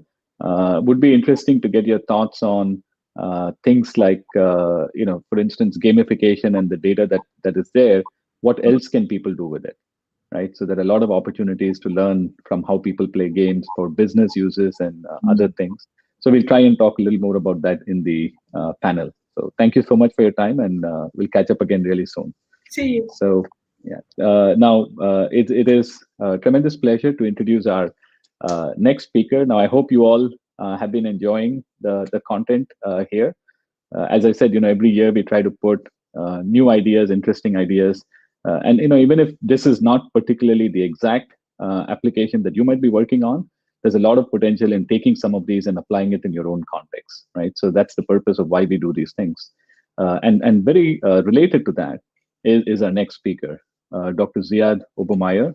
A few of you may have seen him briefly last month when he was a guest for the Diversity, Equity, and Inclusion program that we ran. Now, Ziad is a distinguished associate professor of health policy and management at UC Berkeley School of Public Health. He is also a practicing physician and an emergency room physician and an AI researcher as well at the Berkeley School of Public Health. He has a very interesting background with an MD from Harvard and an MPhil from Cambridge. And he is one of those very few people who have extensive knowledge in machine learning and extensive knowledge in medical practice as well, and an extensive interest and knowledge in policy. Right? It's very, very rare to come across somebody with these three skills in one body, and we found that person. So he's done some incredible work on, in particularly looking at policy issues in healthcare as it relates to fairness and biases. So would love to hear from him in greater detail now. Thank you so much, Ziad, for joining us. Floor is yours. Thank you so much for that overly kind introduction. So I'm going to talk a little bit about not just some research that I've done, but I think maybe more interesting to all of you is how to translate that research into real change and improvements in the way we use algorithms in different organizations. And so I think to set the stage for what I want to talk about, I think everyone to some degree is worried about algorithmic bias. And to the extent that people are not worried about it, they probably should be, as we get more and more evidence that many of the algorithms that we use in our healthcare organizations, in criminal justice settings, in finance and employment, encode racial biases and other kinds of bias. And so what I am hoping to talk about today is two things. The first is, what does that look like? So in order to do something about algorithmic bias, we actually first need to be able to identify it. We need to have tools and a vocabulary for understanding what it looks like. But maybe more importantly is how, what to do about it and how organizations like the ones that you all work for can avoid it. And so I'm a health researcher.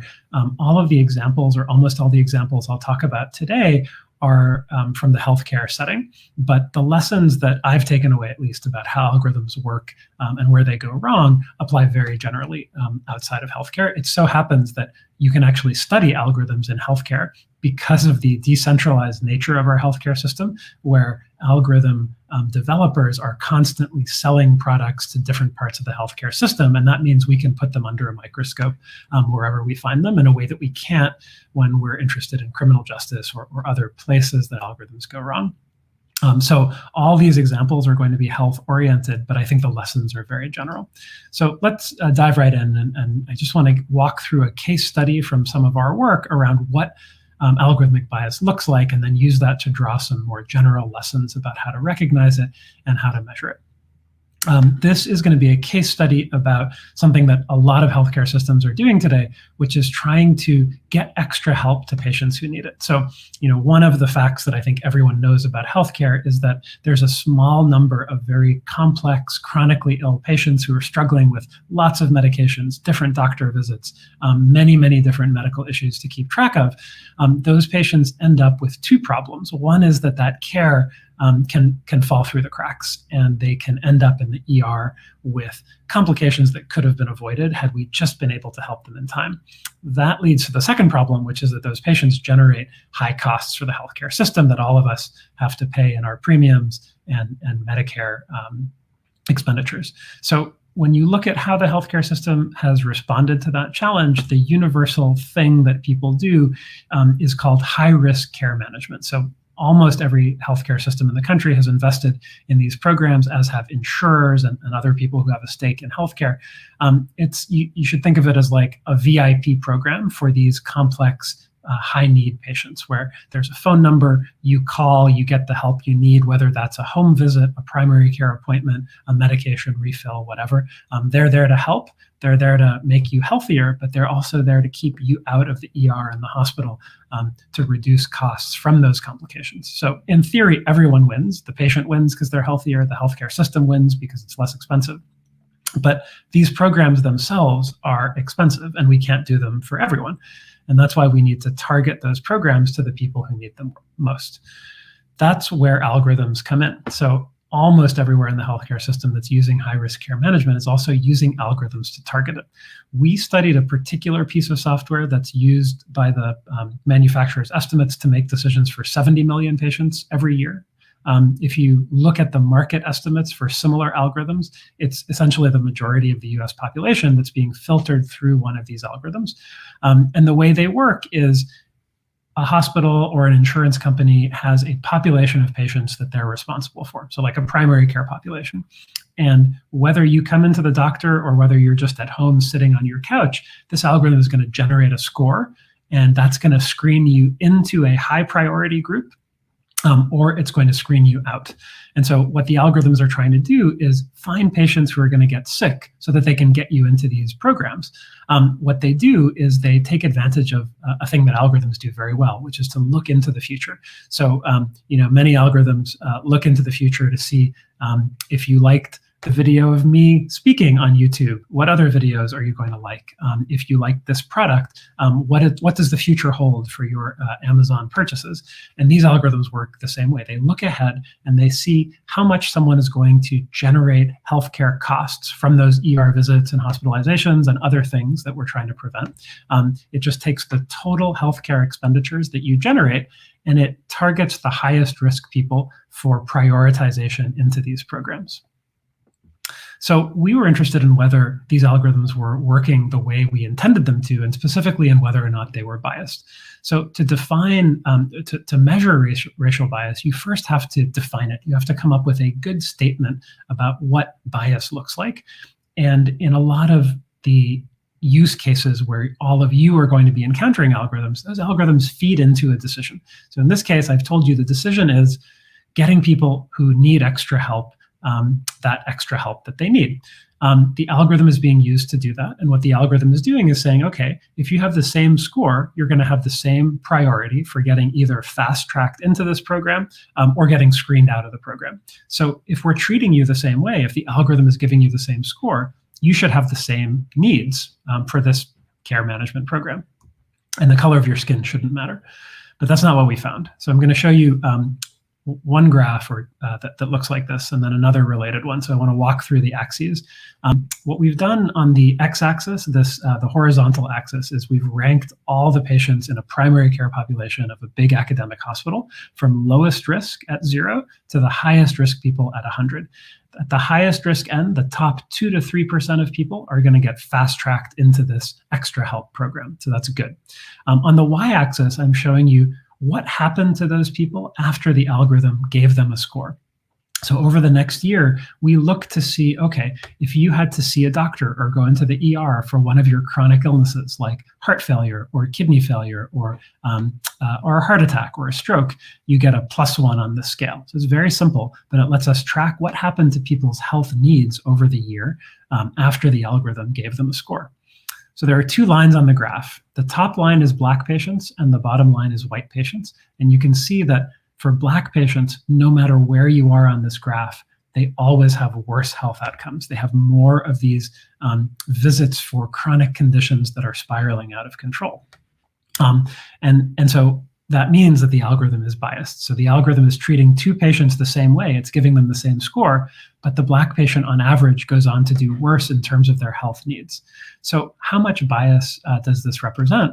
Well, I can tell you one statistic, which is that top 2 to 3% of people, when we looked at this program as it was currently working, that population was 18% Black. Now, you might look at that and think, oh, actually, that's pretty good, because the primary care population that we were studying in general was only 12% Black. So you could look at that and think, oh, actually, the algorithm is overrepresenting Black patients by 50%. That's great. This doesn't look biased at all.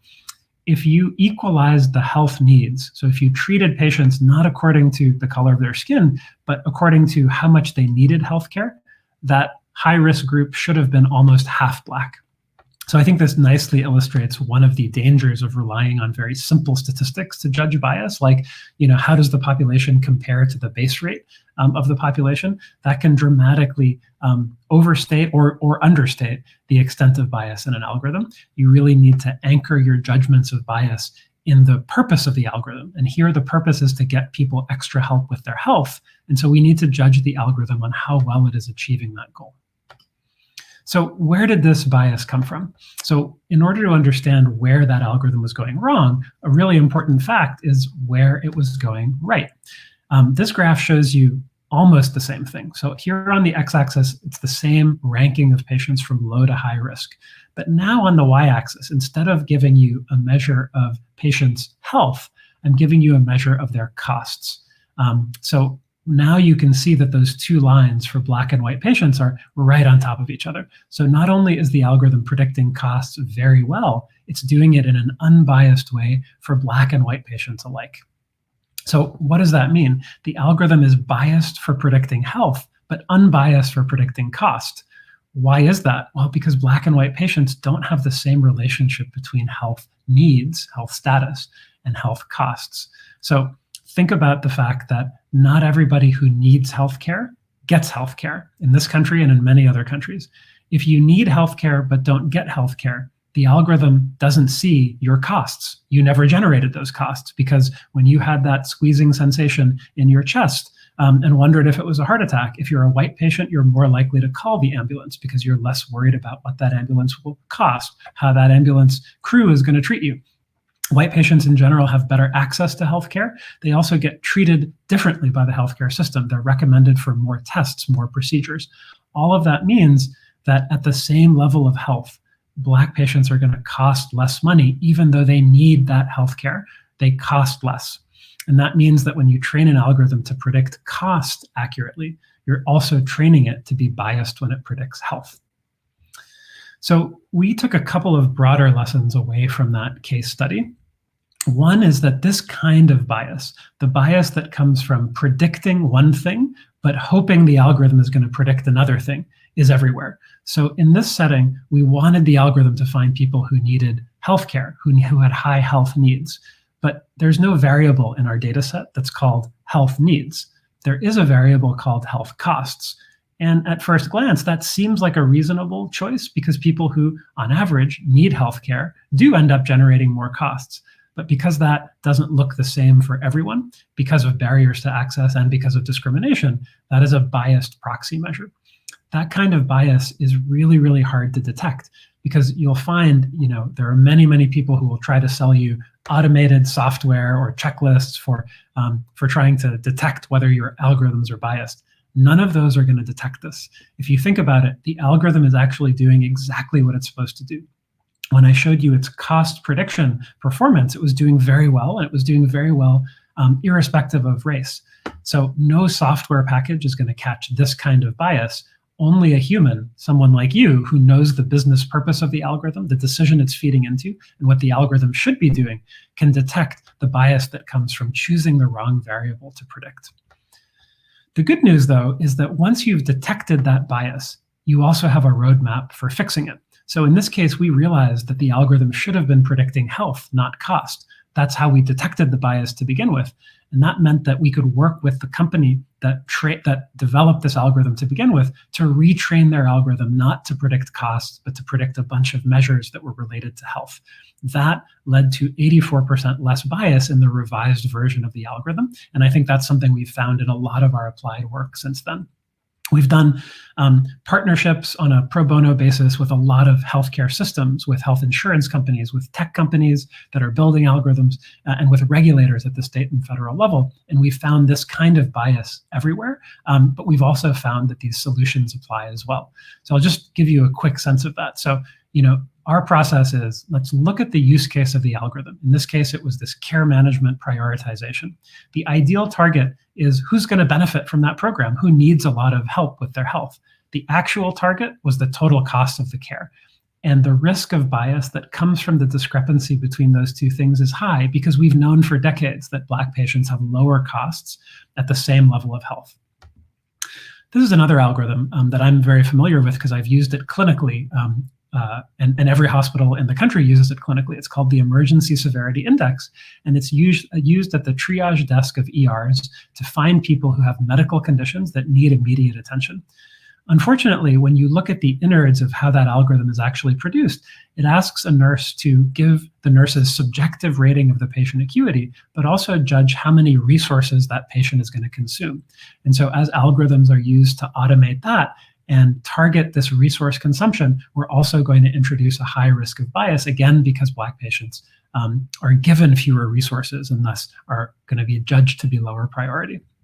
We've found these similar biases in a range of algorithms almost everywhere we look in the partnerships that we've been doing. And we find it not just in health, but also at high levels of healthcare policy. So for example, the way the government, the federal government distributed billions and billions of dollars in relief funding to healthcare providers, it was supposed to go to hospitals and healthcare systems that had high needs because of the COVID-19 pandemic. But the way they actually distributed the funding was to hospitals with high revenue before COVID-19 as a proxy for that need. Of course, that's going to generate the same risk of bias as all of the examples we've talked about so far. And these kinds of biases are very widespread, not just in health, but if you think about in criminal justice, we often want algorithms that are going to help judges, for example, make decisions about sentencing or prioritization of law enforcement. We'd like to be measuring and predicting someone's true propensity for crime, but our actual targets are usually arrests and convictions, which are a biased readout of crime because of unequal distribution of policing resources. In employment, we want to know, is this person going to be a good employee? But what we predict is the ratings that other employees and supervisors give them. In finance, credit worthiness is proxied with income. So in all of these areas, we see the same problems. So how do we avoid this? One thing we've done is we've taken the lessons that we've learned from these partnerships with all of these different organizations and help, and we've turned it into a playbook that we're going to be releasing publicly sometime in the next couple of weeks in partnership with the Aspen Institute. And that's all grounded in these lessons that we've learned over the past 2 years. So here are some concrete things that your organization can do. There's often nobody responsible for algorithms in an organization. Technical teams are building these things at a rapid pace. They're deploying them. They're affecting millions of patients. But if you think about the enormous strategic importance of those algorithms, it's very surprising that the decision-making is pushed down to very low levels of the organization. And there's no strategic direction and there's no oversight when things go wrong. So there needs to be a person who's responsible for algorithms, and that person needs to be advised by a diverse and engaged group, both inside their group and outside. And there needs to be a process for people to flag concerns and for those concerns to be investigated. We often don't even know what algorithms are operating. So we need an inventory of algorithms that are working and deployed and live at any organization. And we need to have documentation about what those algorithms are supposed to be doing and what they're actually doing. We need to make sure that the actual target that the algorithm is predicting matches its ideal business purpose. And we need to show that and document that so that if a regulator comes looking at your algorithm later, you can show them in good faith that you checked it for bias and you didn't find any. And finally, based on the findings of all of these things, there's a playbook for either fixing biased algorithms or removing them from use if they can't be fixed. So the last thing I'll mention is that we've found that this formula of working with organizations works very well. And so if you're working at an organization that is interested in doing this kind of work, whether you're in healthcare or other organizations we've worked with have been in finance or employment, in human resources, we'll release this playbook, and I'll send Balaji the link to that as soon as it's released. That's the first place to start. If you need more, and if you want a walkthrough call with our team, we can schedule that and walk you through the playbook and how it might apply to your organization. And finally, if you need more dedicated support, we've partnered with a nonprofit consulting firm called Ideas 42, which also does a lot of behavioral economics applied work with nonprofits, companies, and governments, and they can actually do more applied work with you. So if that's of interest to you, please email us at this email address below. You can also tweet at me or whatever your favorite modality of getting in touch is, and I hope to hear from you.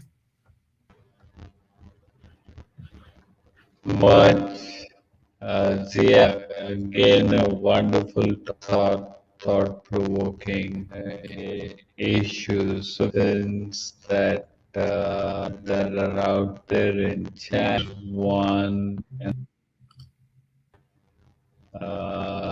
if risk create a bias, please suggest if there is a bias that we see. Could there be that sometimes also? Balaji, sorry, I didn't quite, there might be some connectivity issues, so I'm just going to read the questions about risk factors that might create differences between Black and white populations. Absolutely, I think there's a lot of research that shows that the distribution of risk factors is very different between Black and white patients, and so blood pressure, cholesterol, all of these things are just, they're different, and that means that Black patients often have higher needs. The problem is that blood pressure needs to be measured. And so to get a blood pressure measured, you have to go in to see a doctor.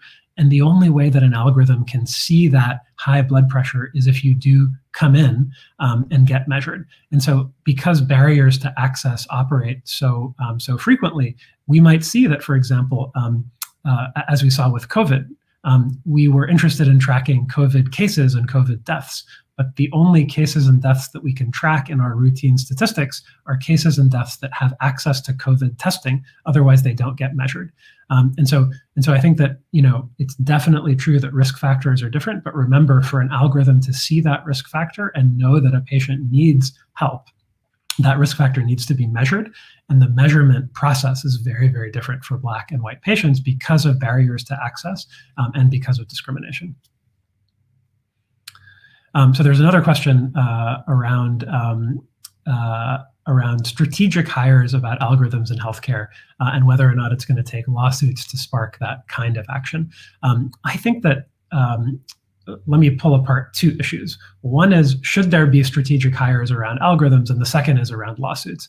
So should there be strategic hires? Absolutely. I mean, when you look at the scale at which algorithms are operating in healthcare, as I said, the particular piece of software that we studied was affecting healthcare decisions for 70 million patients every year in this country. Things are operating at this enormous scale and affecting very, very consequential decisions. And yet the person responsible for that and for the design of the algorithm is often a technical person working in isolation without being able to talk to someone higher up in the organization, someone who understands where the data comes from, all of these multidisciplinary perspectives that are needed. But there needs to be strategic oversight, not just to avoid bias, but to make sure that algorithms are doing what they're supposed to do. And so that responsibility needs to be very high up in the organization, because these decisions are incredibly important about how algorithms are designed and whether or not they're doing what they should be doing. On the lawsuit issues, I unfortunately can't talk about this work, but I have actually been doing quite a bit of work with regulators at the state and federal level around what is going to generate lawsuits. And there's one message that I think was kind of surprising to at least many of the lawyers at the organizations that we talk to. There's this sense that we actually don't want to ask questions about bias and what our algorithms are doing, because if we don't know that they're biased, nobody can come after us. And I can tell you that that is emphatically not true. And in fact, the biggest problems that companies are going to run into, based on everything that I've seen in my work with regulators, is when you don't look. Because now it's very clear that there's the possibility of bias in a lot of algorithms, and it's now your responsibility as an organization that's using algorithms to look into bias and to make sure that algorithms are not biased. This doesn't mean not using algorithms. As our work has shown, biased algorithms can be fixed, and fixing them not only makes them less biased, but it makes them perform better for everyone. And so I think this is a very positive and concrete thing that an organization can do, not just to promote racial equity, which a lot of organizations are interested in, but also to just make sure that algorithms are doing what we want them to be doing. Yeah, and I think, earlier there's an assumption that just knowing what to look for, as some of these questions are showing, is easy, and how. But then we're realizing that even that is very tricky, right? So as your studies have shown and some of these questions are showing, exactly knowing what to look for to detect bias is anything but easy. And I think in many domains, healthcare and others, best practices, you need someone. And I think your playbook that you're going to put out there is going to fill a very important need there, I think.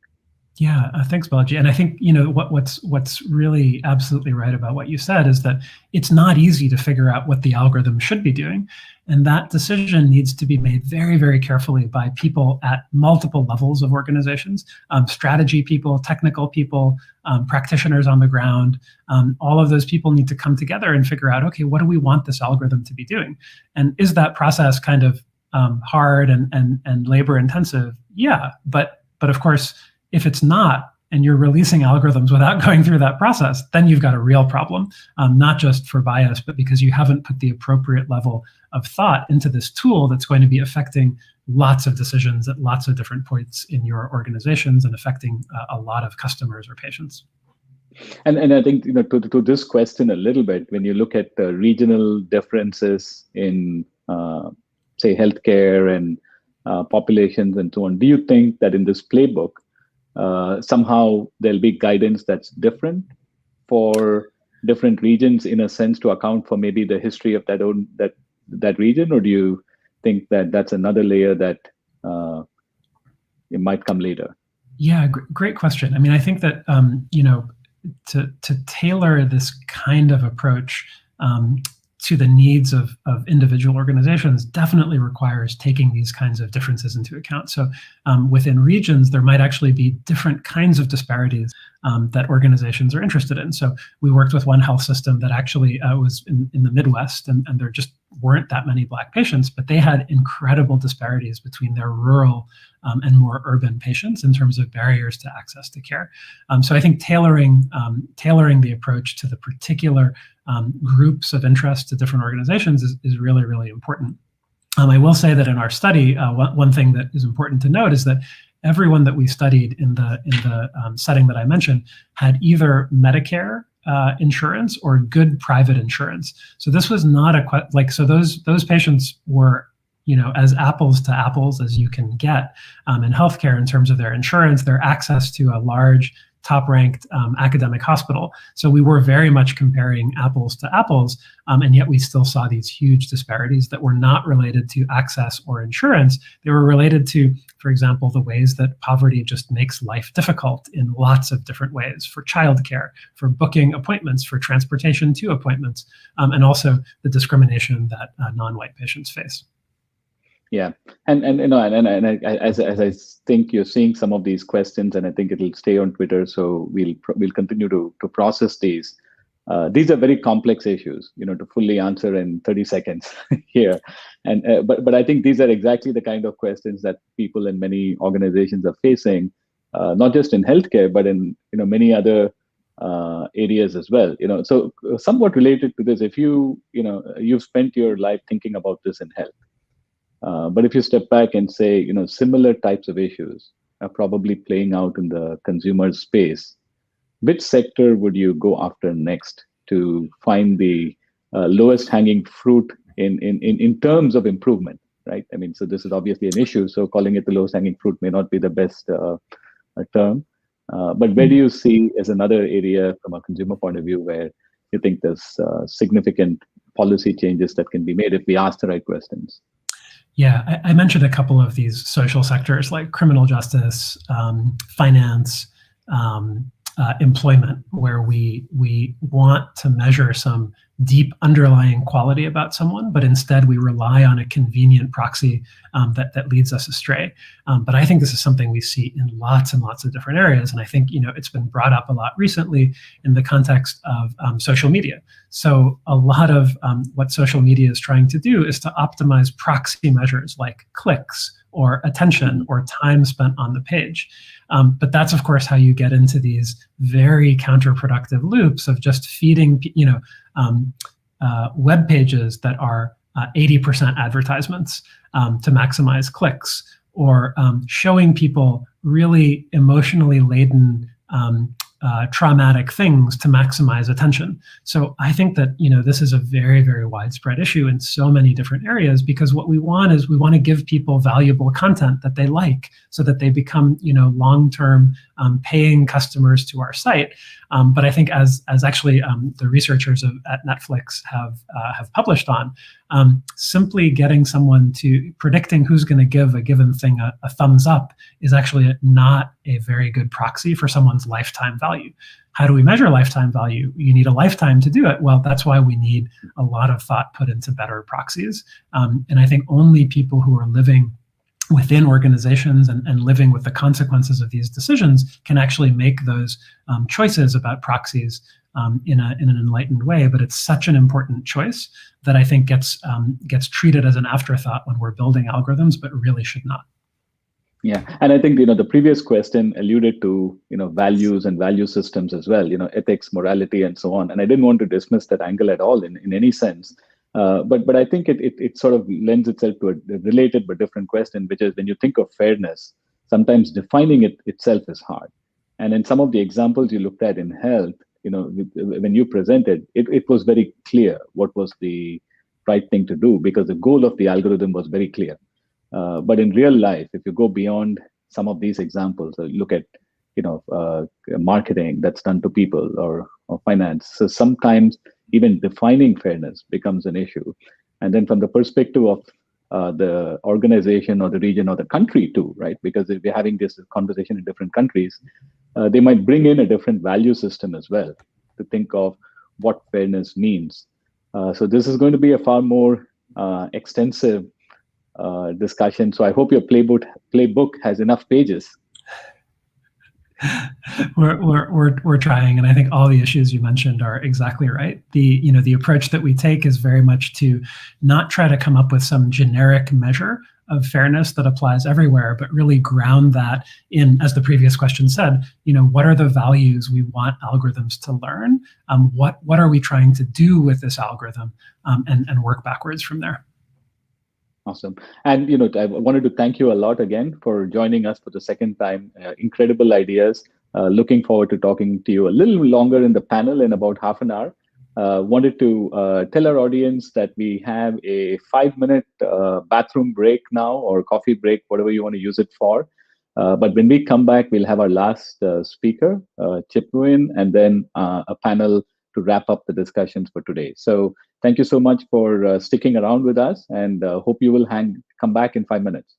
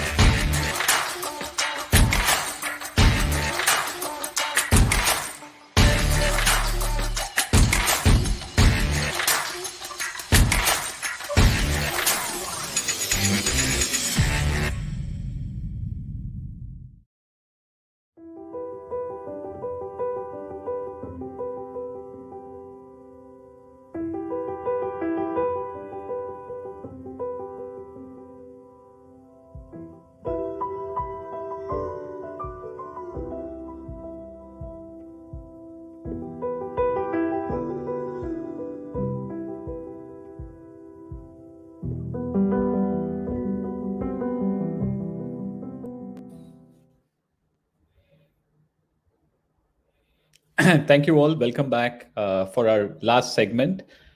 So our next speaker is Chip Nguyen from Stanford, who has a very interesting background.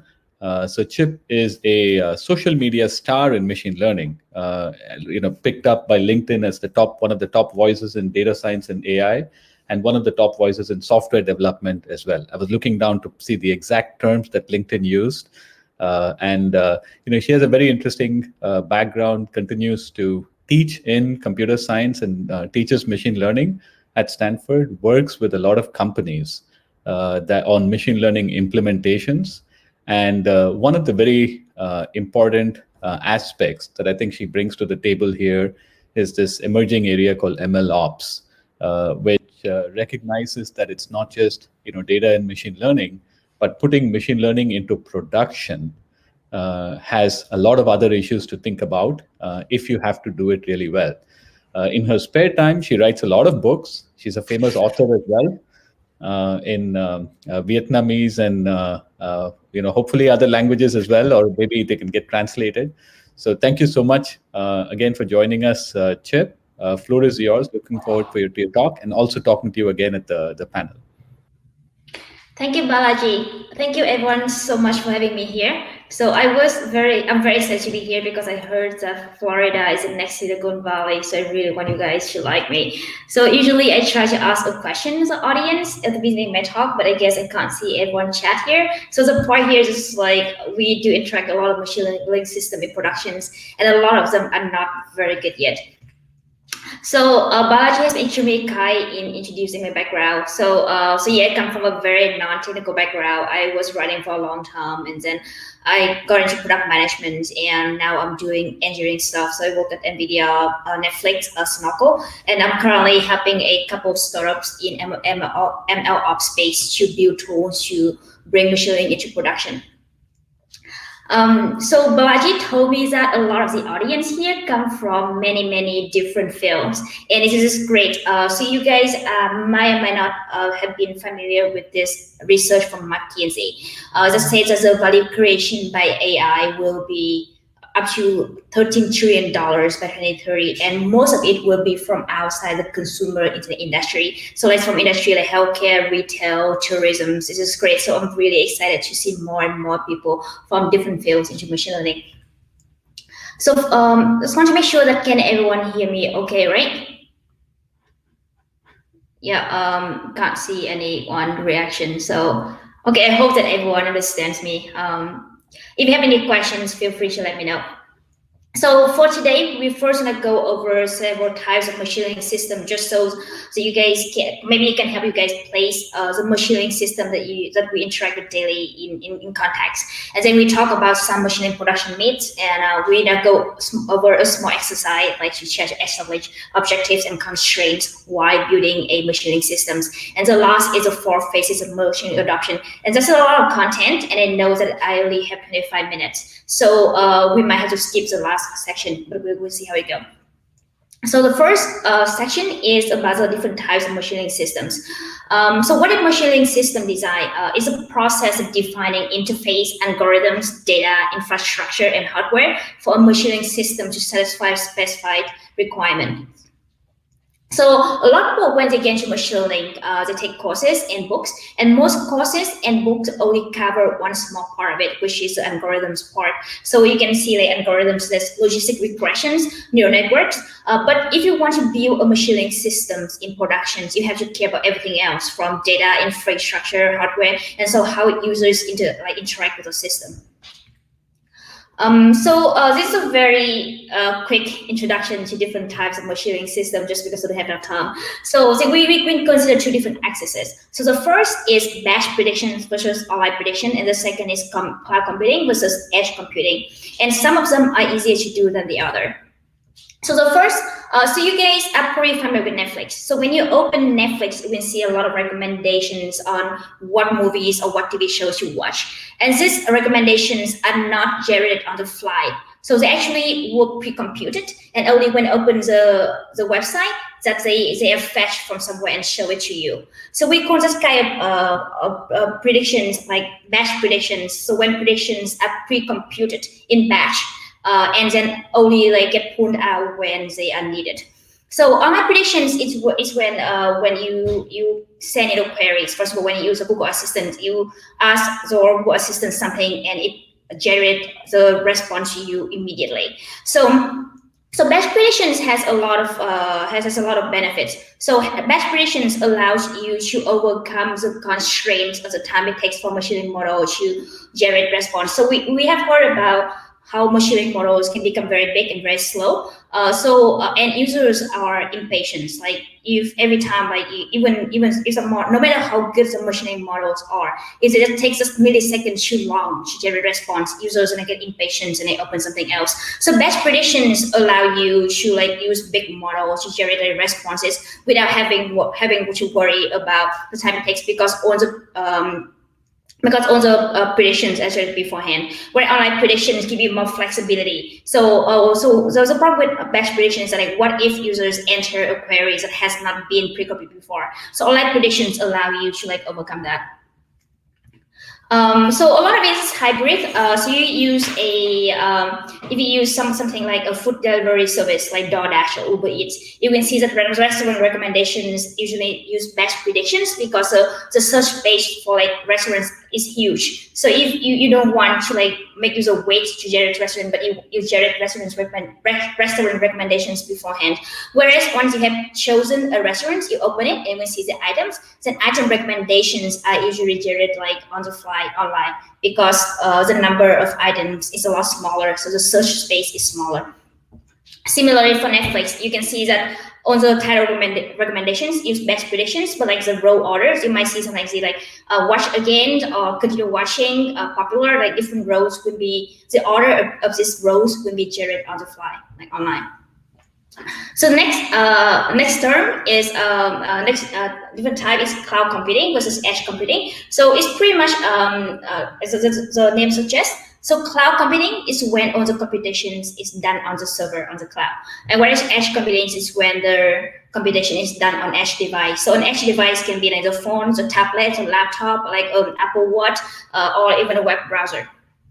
So requirement for cloud computing is usually mostly based in the network connections. It requires to have you require a network connection that is fast enough for data transfer, because you have first, so when users enter some data, it has first be sent to the cloud, and the cloud makes some computations and send it back to you.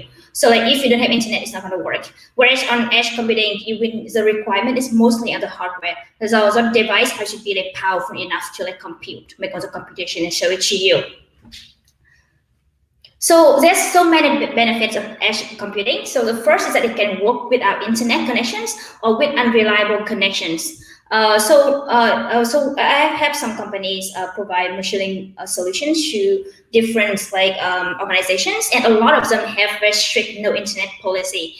So like if they have no internet, so if you have a no internet policy, then if your machine learning system require internet connection, it will not work. So the second benefit is that you don't have to worry about network latency. So we have done some rundown of like where the time goes for several malicious systems, and we realize there's a bottleneck is not in the machine learning models itself, but in the network latency, like the time it takes to send the data to the server and send the data back. So many use cases are actually kind of impossible with network latency. First of all, in the examples that we showed above, so predictive texting, like when you try to suggest user what to type next, this use case is not going to be very useful. It's the time it takes for the system to generate the next suggestions. It takes longer than the time it takes for you to actually type. So edge computing also gives you fewer concerns about privacy. So if you do everything on the cloud, so if the cloud is breached, then a lot of people's users' data are going to be at risk. So also edge computing also make it easier to comply with regulations like GDPR. It's also like and the last but not least benefit of edge computing is actually the biggest reasons why most companies are switching to it, because it's cheaper. So the more computation we can push to the edge, to the device, then the less servers they will have to build, and it's cheaper. So the cheaper the system is going to be. Is everyone still able to hear me? I hope so. So because of the benefit of edge computing, so many companies have invested in making better chips so that to make the edge devices more powerful. So you can see that like Tesla claimed to have like the best chip in the world, but even so like Elon Musk also claimed to have claims that Tesla could be self-driving car like by 2020. So it's not very, he's not very reliable narrator. So you see that Apple has their own chip. There's a rumor about Google building their own chips for Pixels and Chromebooks as well. So I think this chip is a hybrid.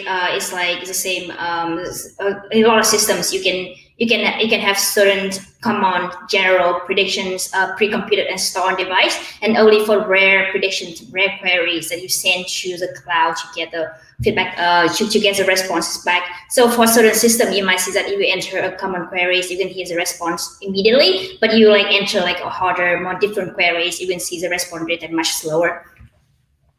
So I'm a huge believer that like machine learning is going to be online on device. So currently a lot of the constraints is based on the hardware, because the hardware is too slow, so we have to do computations on the cloud, and because the hardware is like not fast enough, and not fast enough, it makes the models take a long time to generate predictions, so you have to do things in batch. But over time, I believe that as hardware become more powerful, we will have more and more systems moving to the edge and doing online prediction.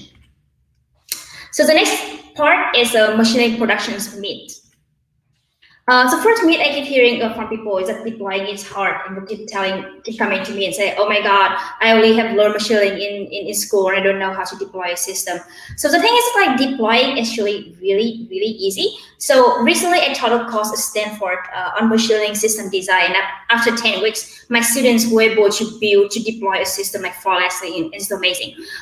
So deploying for like a class project is easy. So what is hard is deploying it reliably. So what is hard is not about like just bring a system to users. What is hard is to like keep the system running for like a lot of users. Like how can you have the system be up all the time? How can it like serve like a billion of queries a day, like with like very low latency? So that part is hard. So myth number 2 is that like you only deploy 1 or 2 machine learning models at a time. So it comes from a lot of expectations from the academia. So when you do a class project, or when you do a course, you only use like 1 or 2 models. But whereas in productions, you have a lot of models at the same time. So Booking.com has about like 150 models, Uber like thousands of models. And here's a screenshot from a talk of Netflix. Oh, I forgot to put the link. It's by Bill Toulos, and here's some of the problems that Netflix is using machine learning models to solve, and there are a lot of them. So you can imagine if you have to run thousands of machine learning models, it gets very complex very quickly. Myth number 3 is that like if we don't do anything, model performance remains the same. So like a lot of things that we just might train the model and be done with it. So the reality is that machine learning models degrade very quickly over time. So the problem is that because of like concept drift, because machine learning learns from data, and data is usually means like users' behaviors, and user behaviors change very quickly. So machine learning model has to be able to keep up to these changes. So imagine like before.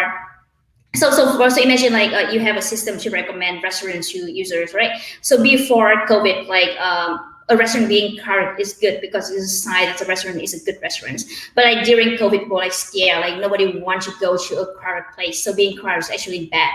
So things changes all the time, and machine learning model will have to be updated to get up with that. So one tip that I see people do is that like you don't train, so you try to train the model on data like generated like 2 months ago, and test on current data to see how much worse they get. So not just 2 months ago, you like train on data from like 6 months ago, 2 months ago, 2 weeks ago, and see like as time goes by how much worse the model performance is going to be. Number 4 is that like you won't need to update the models as much. So yeah, so like I agree that you have to update the model, but like how often? So the question is not like how often should you update the model. So the question is how often you can update the model, because things change very fast. And this is something that I really believe that machine learning can learn a lot from DevOps. Is that things move fast. So even back in 2005, S3 were deployed like 50 times a day, Netflix like 1,000 times a day, and AWS like every 15 seconds.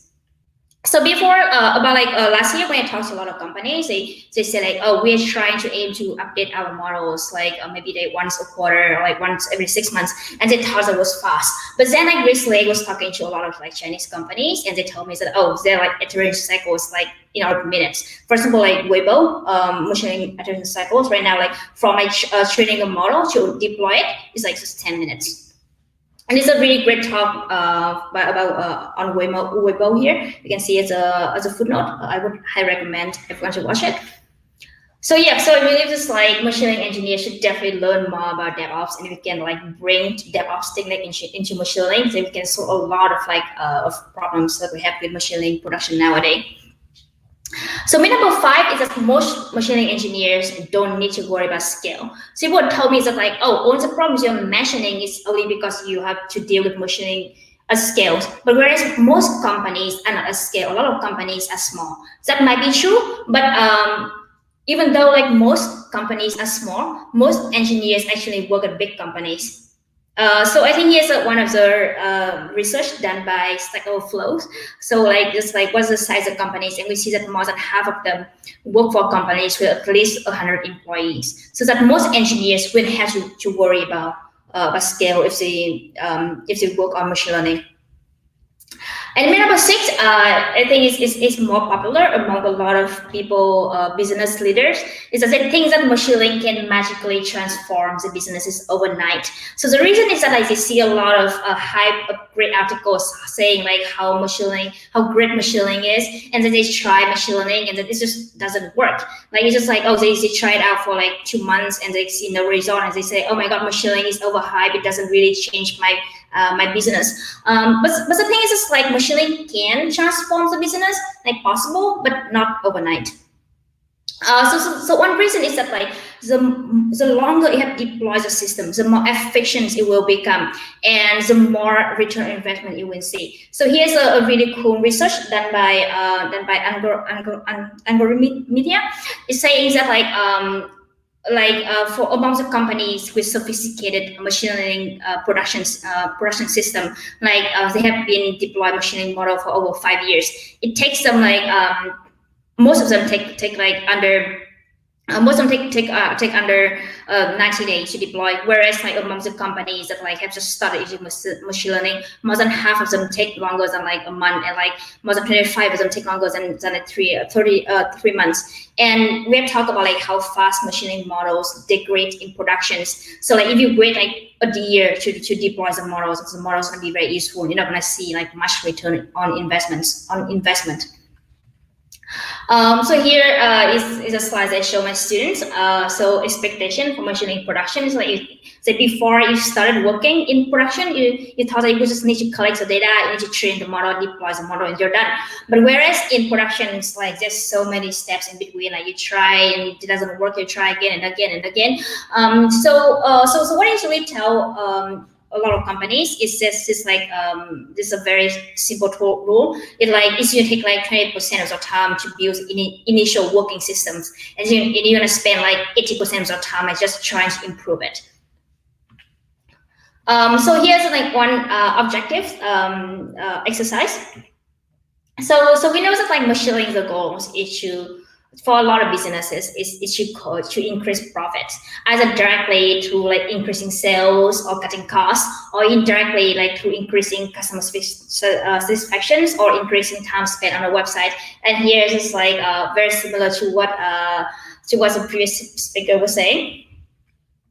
So the relationship between machine learning performance and business performance might not be obvious. So imagine you have a machine learning model that gives customers more personalized solutions. So this can either mean that the solutions that make customers happier and make them spend more money on the service, or this can mean that the machine model is going to solve their customers' problems faster, which makes them spend less money on the service. So it's not very obvious. So yeah, just a warning about like better machining performance doesn't always mean better business performance. So now our next part is about goals, and let's try an example. So imagine you're building a ranking system for newsfeed, something like Facebook, right? So there are 3 different possible goals. Like one is to minimize the spread of misinformation. Second is to maximize the revenue from sponsored content, and the third is to maximize engagement. And I did a Zoom poll with my students. And about it, most of them said that like, yeah, it's obvious you should go for like maximize engagement.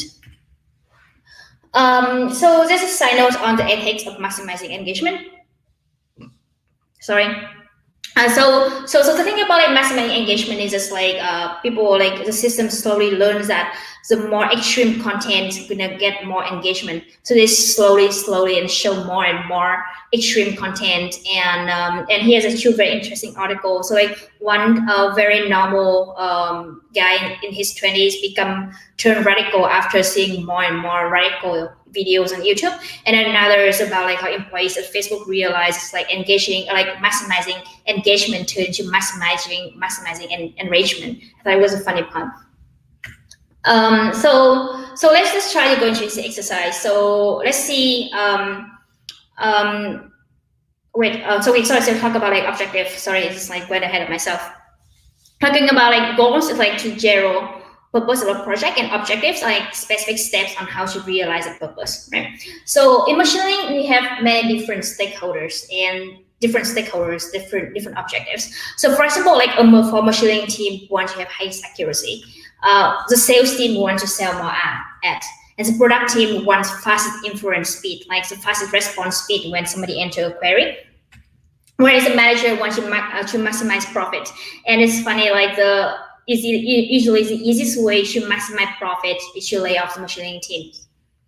So there are many different objectives, and you somehow need to combine this different objective and try to like make everyone happy. So here is an exercise to like how should I combine different objectives. So now we have the goal to like maximize users' engagement, and there are 3 different objectives, right? Like filter out spam, filter out not safe for work content, and then you rank post by engagement, like as in like how likely user will click on it. But then you don't want to build a system that maximizes engagement or enrichment. So you want to create a ranking system so that you have a more wholesome news feed.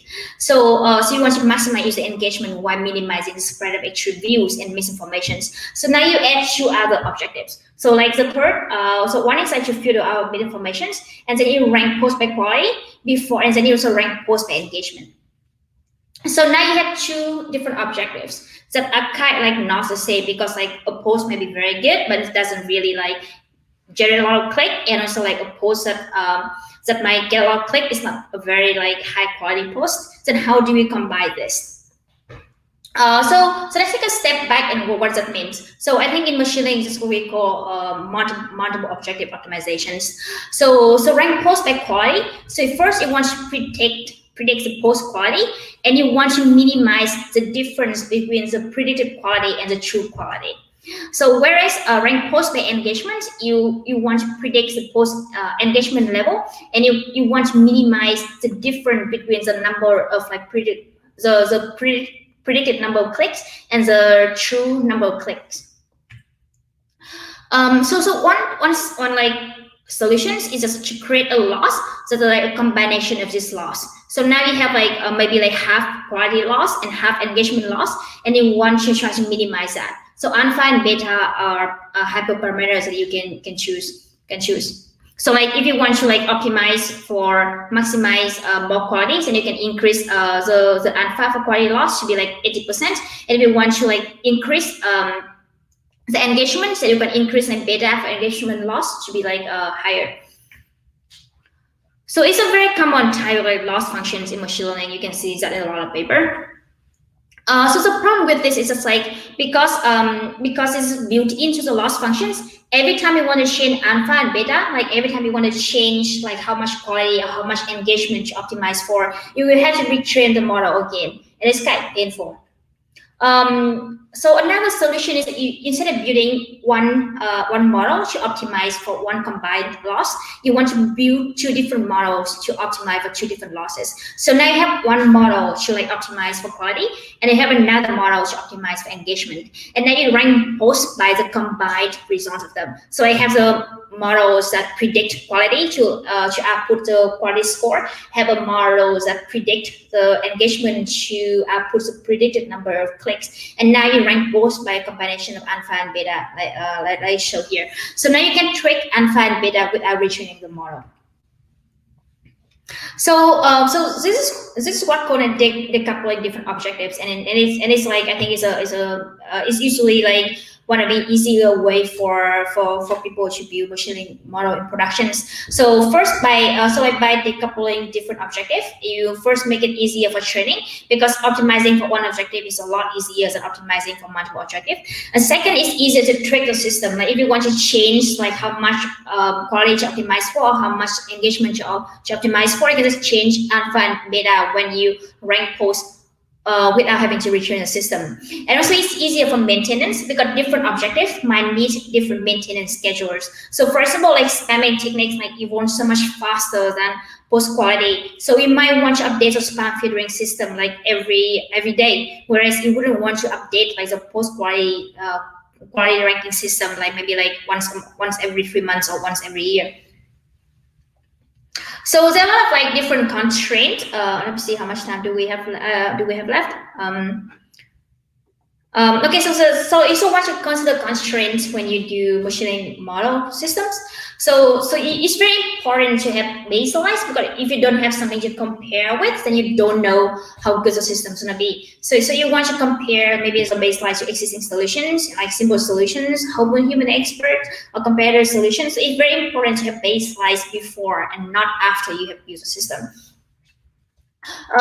You want to consider usefulness threshold, like how useful the system has to be for it to be useful. So first of all, like self-driving needs like human level performance to be useful, because otherwise we still need like human to get involved. Whereas predictive texting like doesn't, like it can show like very, very horrible results most of the time, but as long as it still have fun sometimes, then it's still good. You also want to consider the trade-off between false negatives and false positives, right? So like with COVID screening, you want no false positive, as in patients with COVID shouldn't be classified as no COVID. Whereas when fingerprint unlocking, you want no false positive. It means that like people who are not you shouldn't be given access to the phone. So the next interpretability. That's a term that we have been using a lot in the recent years. Like, does a model need to be interpretable, and if it's like to whom, like to business leader, to manager, or just to like users or to developers? So like confidence measurements, like after the model generates a predictions, you care not only about the prediction, but you also want to know like how confident the model is about the predictions. Like you might want to use a prediction if the model is like 99% sure, but you might not want to use it if the model is like, oh, I'm not so sure, it's only like 50%. So you want to not just generate prediction, but you also want to know like whether the system requires some confidence measurements and how to like show it to users, and so like what to do when the prediction doesn't meet the confidence threshold. Like if the model is only like 50% sure about a prediction, like do you still want to show it to user, or do you want to get a human expert involved, or do you want to ask for more information from users? So yes, a lot of considerations here. So yes, that's like cover some of the constraints for machine learning models. So yeah, of course, like there's a privacy question as well, and also like technical constraints. So I noticed a lot of companies that say who are unable to bring machine learning productions, not because they lack the resources, but because they actually have too much resources. They have been using legacy system, and now it's very hard to like update the legacy system to like to the new technologies that can't bring machine learning to production. Okay, so I think most of our times is very quickly 4 phases of machine learning adoptions. So the first phases is like before machine learning. So before machine learning, just like you don't even need to start with machine learning. Just try to start with some simple heuristic system. So I think I realized this quote from Martin at Google. Like if it thinks that machine learning will give you 100% boost, then a heuristic will get you 50% of the way there. Like for example, if you want to build a machine learning system to like suggest to user what apps they might use next on their phone, maybe you just want to start by like using heuristic, like just show them the most popular app, then maybe you will be correct like 70% of the time. So here's an example from Facebook newsfeed from 2016, also from 2006, and if we notice that like newsfeed right now. Oh, sorry, I heard some noise. Is this time is up?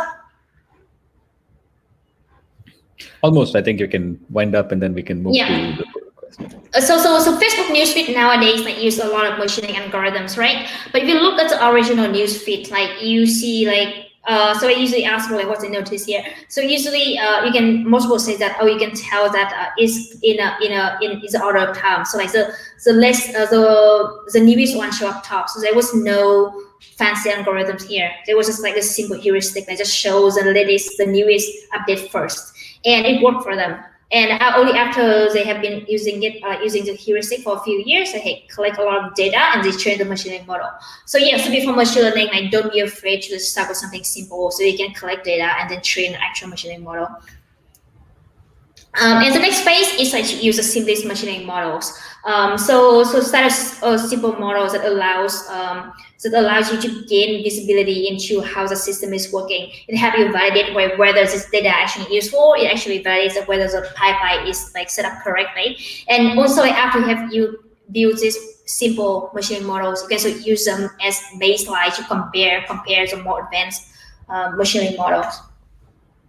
So yeah, so the next phase, so after you have a simple model so that you can like make sure that everything's run correctly, now you can like do more fancy stuff. Like you can try different objective functions, you can try like feature engineering, you can add more data, you can try ensembling. So you optimize simple models, you get the best possible performance out of these models first. And then after that, you can try like really fancy models, something like ResNet or like, I don't know, BERT or GPT-3. There's just so many new models, like sometimes it's really hard to catch up with all of them. So okay, so I think that's my talk. And if you have any questions, feel free to reach out to me like on Twitter or on email. And thank you so much for having me here. Thank you, Chip. I think the fact that you brought up how the ML process is so iterative in nature, back forth, and I really like that step 16 where you said pray as well. I think it shows how. And does it work? I mean, have you tried it? So sometimes. Sometimes, yeah.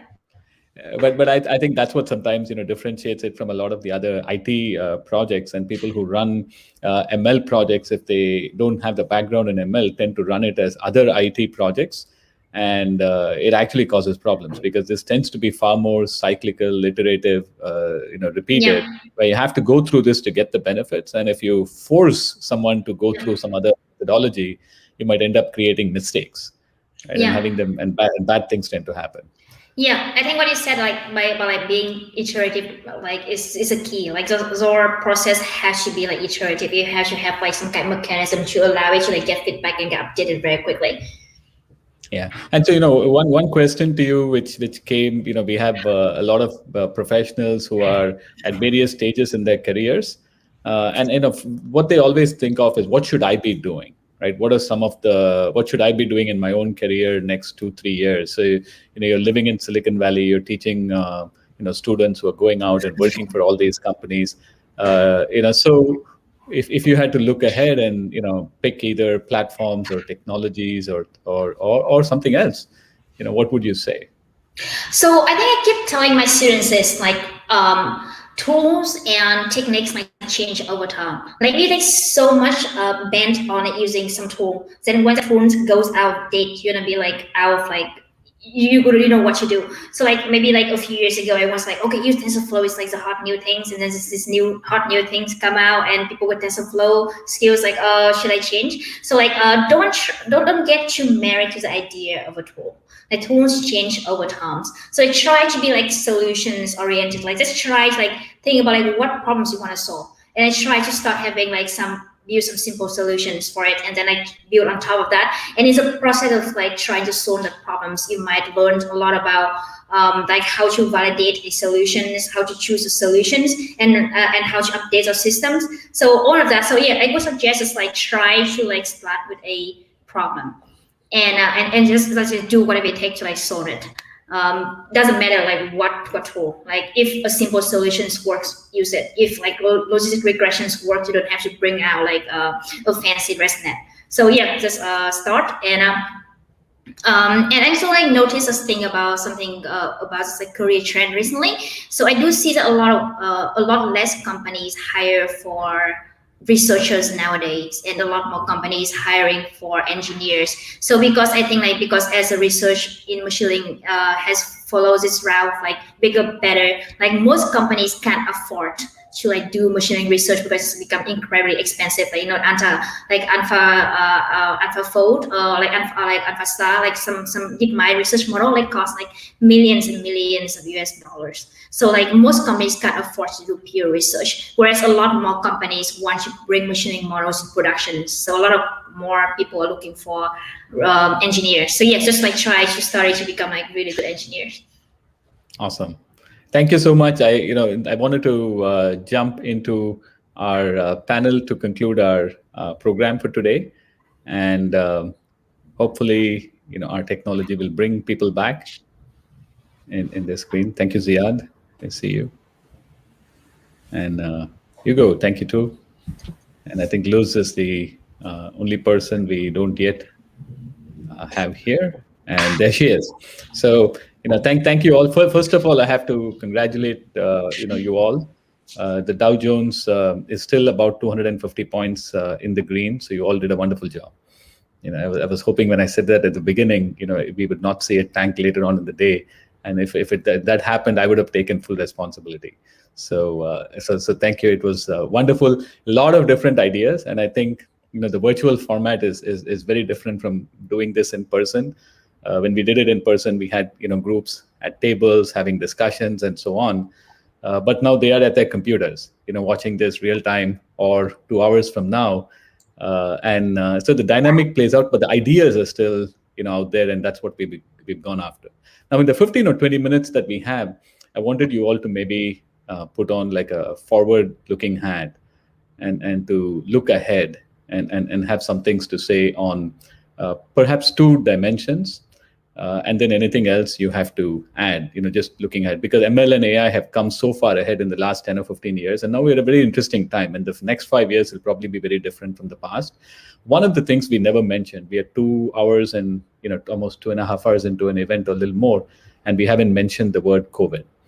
And this is the first time. So for I think in each of your areas and what you're doing, how do you see the impact of COVID? In some cases, it's turned out to be, it's had some advantages in some sense because of new things that happened because of it, that will change the future in a positive way in some areas. And in some other cases, it's actually pushed things back. Like we've taken 2 or 3 steps back.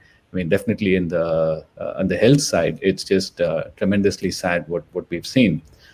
But I don't know who wants to go first, but Hugo, do you want to talk a little bit about, obviously a lot of the technology you've done is applicable now, right?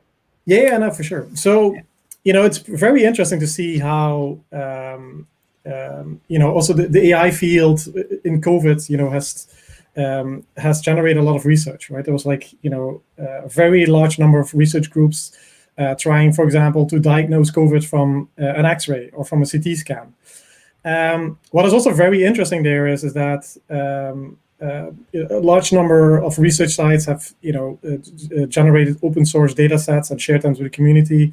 I think that's and very fast. That is something that I was really amazed about, how fast these data sets were generated and also shared from all over the globe, right? From the US, Europe, China, everywhere there were like data sets. Also the papers, there was a large number of papers being published, and also they got through peer review very fast, and which is good, right? Because we can read about them. There's also, I think, some areas that we have to be careful about, and that there were some studies that I think actually a large body of studies, probably like 30 or 40 groups have published about this, is that they, for example, can diagnose from COVID from a CT scan or from an X-ray, which on its own medically doesn't make a lot of sense, because it's known in radiology that it's almost impossible to quantify viral diseases from scans, right? So the information is simply not in the scan. But also what you see is that there is a large number of these studies made mistakes in their experimental design, overfitted the results, used too small validation data sets, all of this.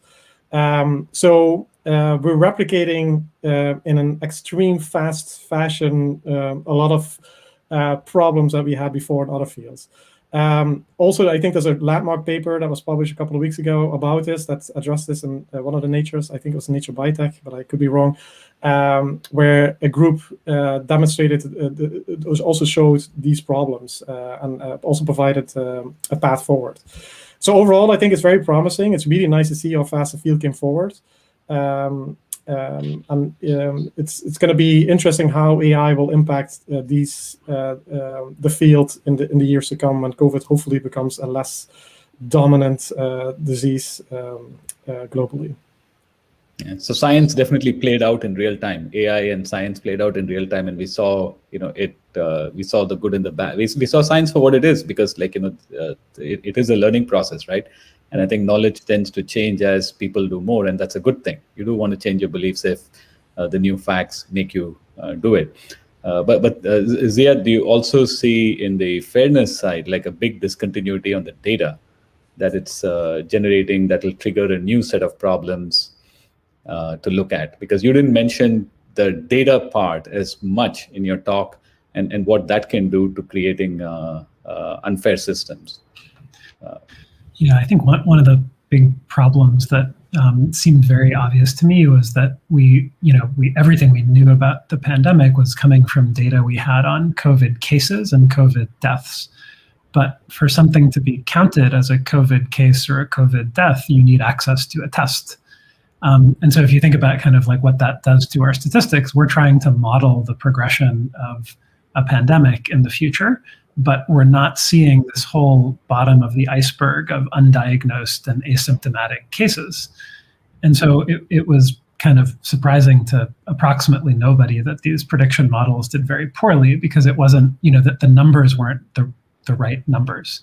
And so I think that, if you think about it, like that a lot of the prediction models failed. And I think that, just as Hugo alluded to, some of the problems that people have dissected with all of the machine learning, imaging type studies, there are similar studies around the failures of the prediction models to forecast hospital occupancy, or how many beds hospitals should free up. I think that led to very tragic things, for example, in New York, where hospitals were forcing patients out of the hospital and back into nursing homes with COVID to make room for a bunch of patients that never came, and infecting all of the other people in that nursing home. So I think that, that often gets blamed on bad AI, but it's really just kind of the data were incredibly incomplete and misleading, and in this very biased way. And I think we saw the consequences of that very tragically in a lot of different places. Yeah, that's wonderful. And Lut, on the learning side, you also, this was a time when, there are many articles being written about the digital divide and kids in schools now being online. Yes. Now, how did it make the problems you're talking about either worse or better?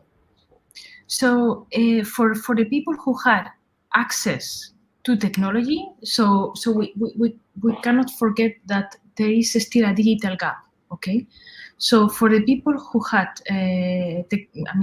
access to technology, for people who had computers, tablets and so on, this actually in education, this situation opened an opportunity to somehow overcome barriers, because in some cases, in most of the cases, education became more accessible. okay, for children. This is something that we saw. The problem happened with the people in less privileged circumstances that didn't have access that didn't have the devices basically. And in this case, there has been already a study that has shown that the digital divide in terms of education has grown up. I also want to add one thing regarding Europe, and is regarding the how our law regarding privacy has worked against us in terms of COVID. So there has been many tries from different European countries, Germany, Spain. We develop, our governments have developed applications so people, could sign in and we could be traced. And then because of how our culture is in Europe and how our data, how it is basically our law, they were a failure. All these applications in every single country that I know. So for once, there is an example that having this kind of constrained privacy laws have worked against us. I think, again, the challenges, there are opportunities, and given that we've had examples of people not being able to concentrate, see the screen, follow along for long enough on the digital side, maybe in the future we'll have headsets that they can wear that can detect that this is happening and either pause the video or knock them on the head and wake them up so that they continue in real time. Because many times when our brains take a break and we go for a walk, we come back and we're not able to follow what's going on. I will put this on my students. Yes. So that's something to think about. Chip, on your side, you had talked about concept drift in briefly in one of your slides, and this is huge concept drift. Right? So if you're looking at all the companies, having all their algorithms that they keep track of, all of a sudden you hit a time when there's a good chance that many of them were trained in data in different regimes that perhaps in most of those cases the algorithms need not be expected to do the same thing now because of this disruption.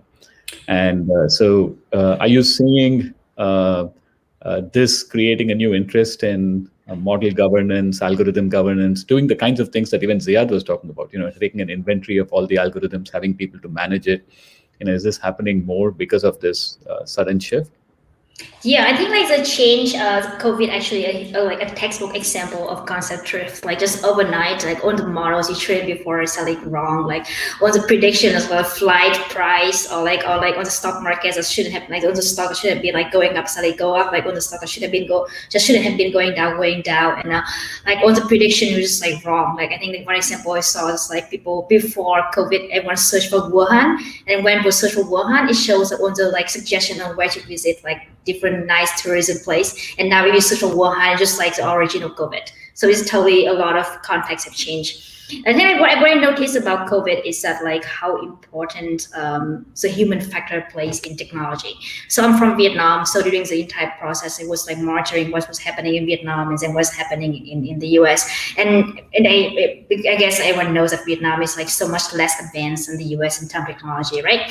But when I kept getting notification on contact tracing, so whenever somebody has COVID, you will see who that person has met, where they went and stuff, so they should notify who might be around them, and it was why don't we have this in the US? So the question is not whether it's a technological competency. It's just a matter of it's just a human factor. It's just one country was able to deploy that not because they were more technological advanced, but just because people believe that's the right thing to do. And in the US, I guess people just don't believe it enough.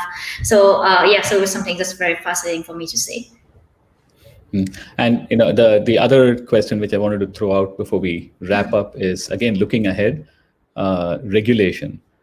In most of the areas that you've been working on and that you've been presenting, every day, you read about, articles knocking on the door saying, regulation in AI is either necessary or coming, and many of you are in different parts of the world. What is your take on this yourself? Do you see this as something necessary, that thing that can help, or do you see it as inevitable or something else? Ziad, do you want to go first? You're in the policy hat, so regulation comes very close to what you've been doing, right? Yeah, I think in a lot of our work, what we've seen is clear evidence of a market failure. So in the example that I discussed earlier, there was an algorithm that was very biased, that was also not doing what it was supposed to do, that was not just one company, but lots of companies, lots of academic groups, nonprofit entities were using at large scale, like tens of millions of people every year. They didn't catch it. The consumers didn't catch it, and that the consumers, in terms of the hospitals that were buying the software, the doctors that were making decisions affected by it, the patients whose lives were touched by it. So, the market did not catch this problem. And so a lot of what we're trying to do now is try to figure out ways for regulators to provide some guidance to industry and to the healthcare sector, because I think prevention in these cases is much, much better than cure, but also give those regulators the tools for setting targets for regulation. So what do we mean by bias? Working back from the concrete decisions that are part of the business strategy of whatever entity we're talking about. What would bias look like in this setting? How would we measure it? And then how do we hold organizations accountable for algorithms that are using biased algorithms and not fixing them? I think that's really important. At the same time, I think we also need to acknowledge that there's a lot of innovation in this space. And there are two things about that innovation that make it hard to regulate. One is that a lot of the innovation is good, and we don't want to stifle that innovation. And the second is that the innovation moves a lot faster than regulation. And so I think that educating and kind of, building up the technical capacity among people who are building algorithms to be aware of bias and build algorithms that are not biased is really probably the most important thing that we can do for those two reasons. Awesome. Anybody else? So maybe what I can add to that, because I completely agree with that view. What I also think is, I'm active both in Europe and the US, so I see the differences also with the GDPR and other regulations, which I think is a great, noble initiatives, right? And they do a lot, and they protect consumers in Europe. What I also, I think is really interesting is that where regulations really falling behind is on the data ownership side. Is that healthcare institutions are now selling healthcare data to companies, right? And I think legally that is allowed, even in Europe, also in the US. But I think a lot of patients actually do not know, right? Like that their data that is generated for primary care and it's not generated for making money, right? Is being sold to companies that can potentially make a profit out of this. I'm not saying that is wrong, right? Like I think still this is needed because you need innovation and you need patient data at companies to develop solutions because future patients can benefit. But I think this is a debate. What I'm really missing in the field is who owns the data. And I think the GDPR and also the new regulations from Europe address this to some extent, and also in California is working on this. But I think what is there, how do we approach federated learning, right? Where, say Google goes into your hospital system and learns from data and develops solutions there and then brings it to other solutions, for example. Is this a good thing or a bad thing? All of these things, I think, need to be discussed at least. I don't think that patients, with an informed consent can make a clear decision about this because often they don't know, they just sign it because they want to have care.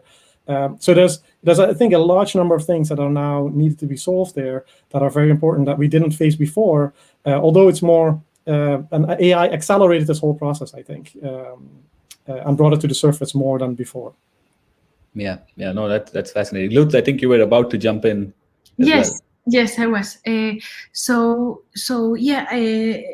forgot to mention. I belong to the advisory board, to the national strategy of AI of Spain, of the government of Spain, and there are two things, two issues that not only in Spain but in other European countries are being crucial.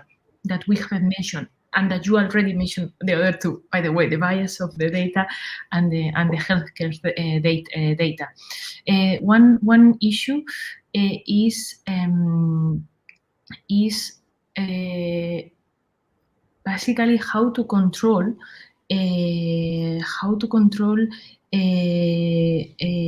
what is true and what is not true with fake news, and how to control, the polarization that we are seeing in all societies. You are also facing this in the US, and we are also facing this in Spain and in every single European country. There is more hate, and there is more polarizations, and how to control this, because this is generated using mainly AI, and how AI can control this, and how can we not end up into a war or something. This is something that I mean, we need to find out how not to repeat the Capitolio thing, but in other countries, which we are not that far away, okay, from repeating that scene.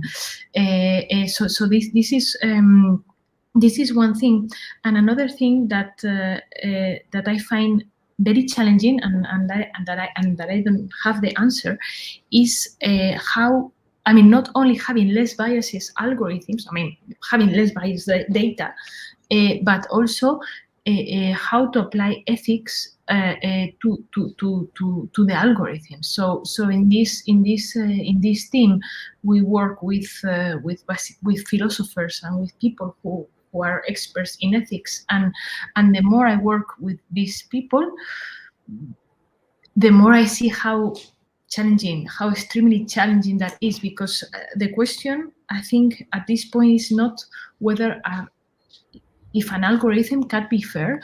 The question now is whether if a human can be fair, if humans can actually be fair, and I find these two issues need to be tackled in regulations, as you mentioned, Balaji, but yeah, they're very challenging. Yeah. Chip, where you're sitting, how close or how far away from your students creating billion-dollar companies every day, so that the rest of us can sit back and get universal basic income from them?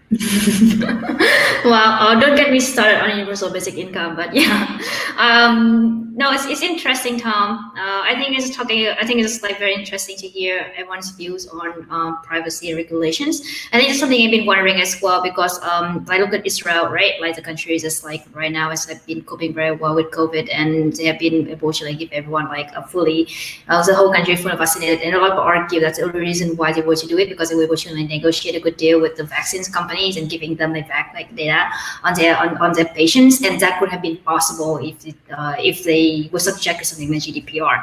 So the question is like, yeah, do you want to tie it into privacy law? But like in exchange, you give like your people like worse healthcare, because right now Israel has like fully vaccinated, but it's just a cost of like some like everyone's privacy. So I'm just curious what people think about that. Thank you, Ziad. I know you have a very, very hard cutoff, so feel free to drop off. I'm going to conclude in the next minute. Thank you again for your time. Thanks to all the panelists and the speakers. It was an incredible conference. Way better than any other virtual event I've attended. So and you all have everything to do with it. So thank you so much again. To our audience, some of you are still going to be watching parts of this again. Thank you again for joining us. Many wonderful ideas came out of this. If you want to continue and pursue this, reach out to me, reach out to any of the speakers as well. Most of them can be Googled. And next year, we look forward to seeing you all in person, again at the Marshall Center or somewhere else, in those round tables where we can serve you our very famous rubber chicken. So thank you again for your time with us, and look forward to seeing you all really soon. Thank you all.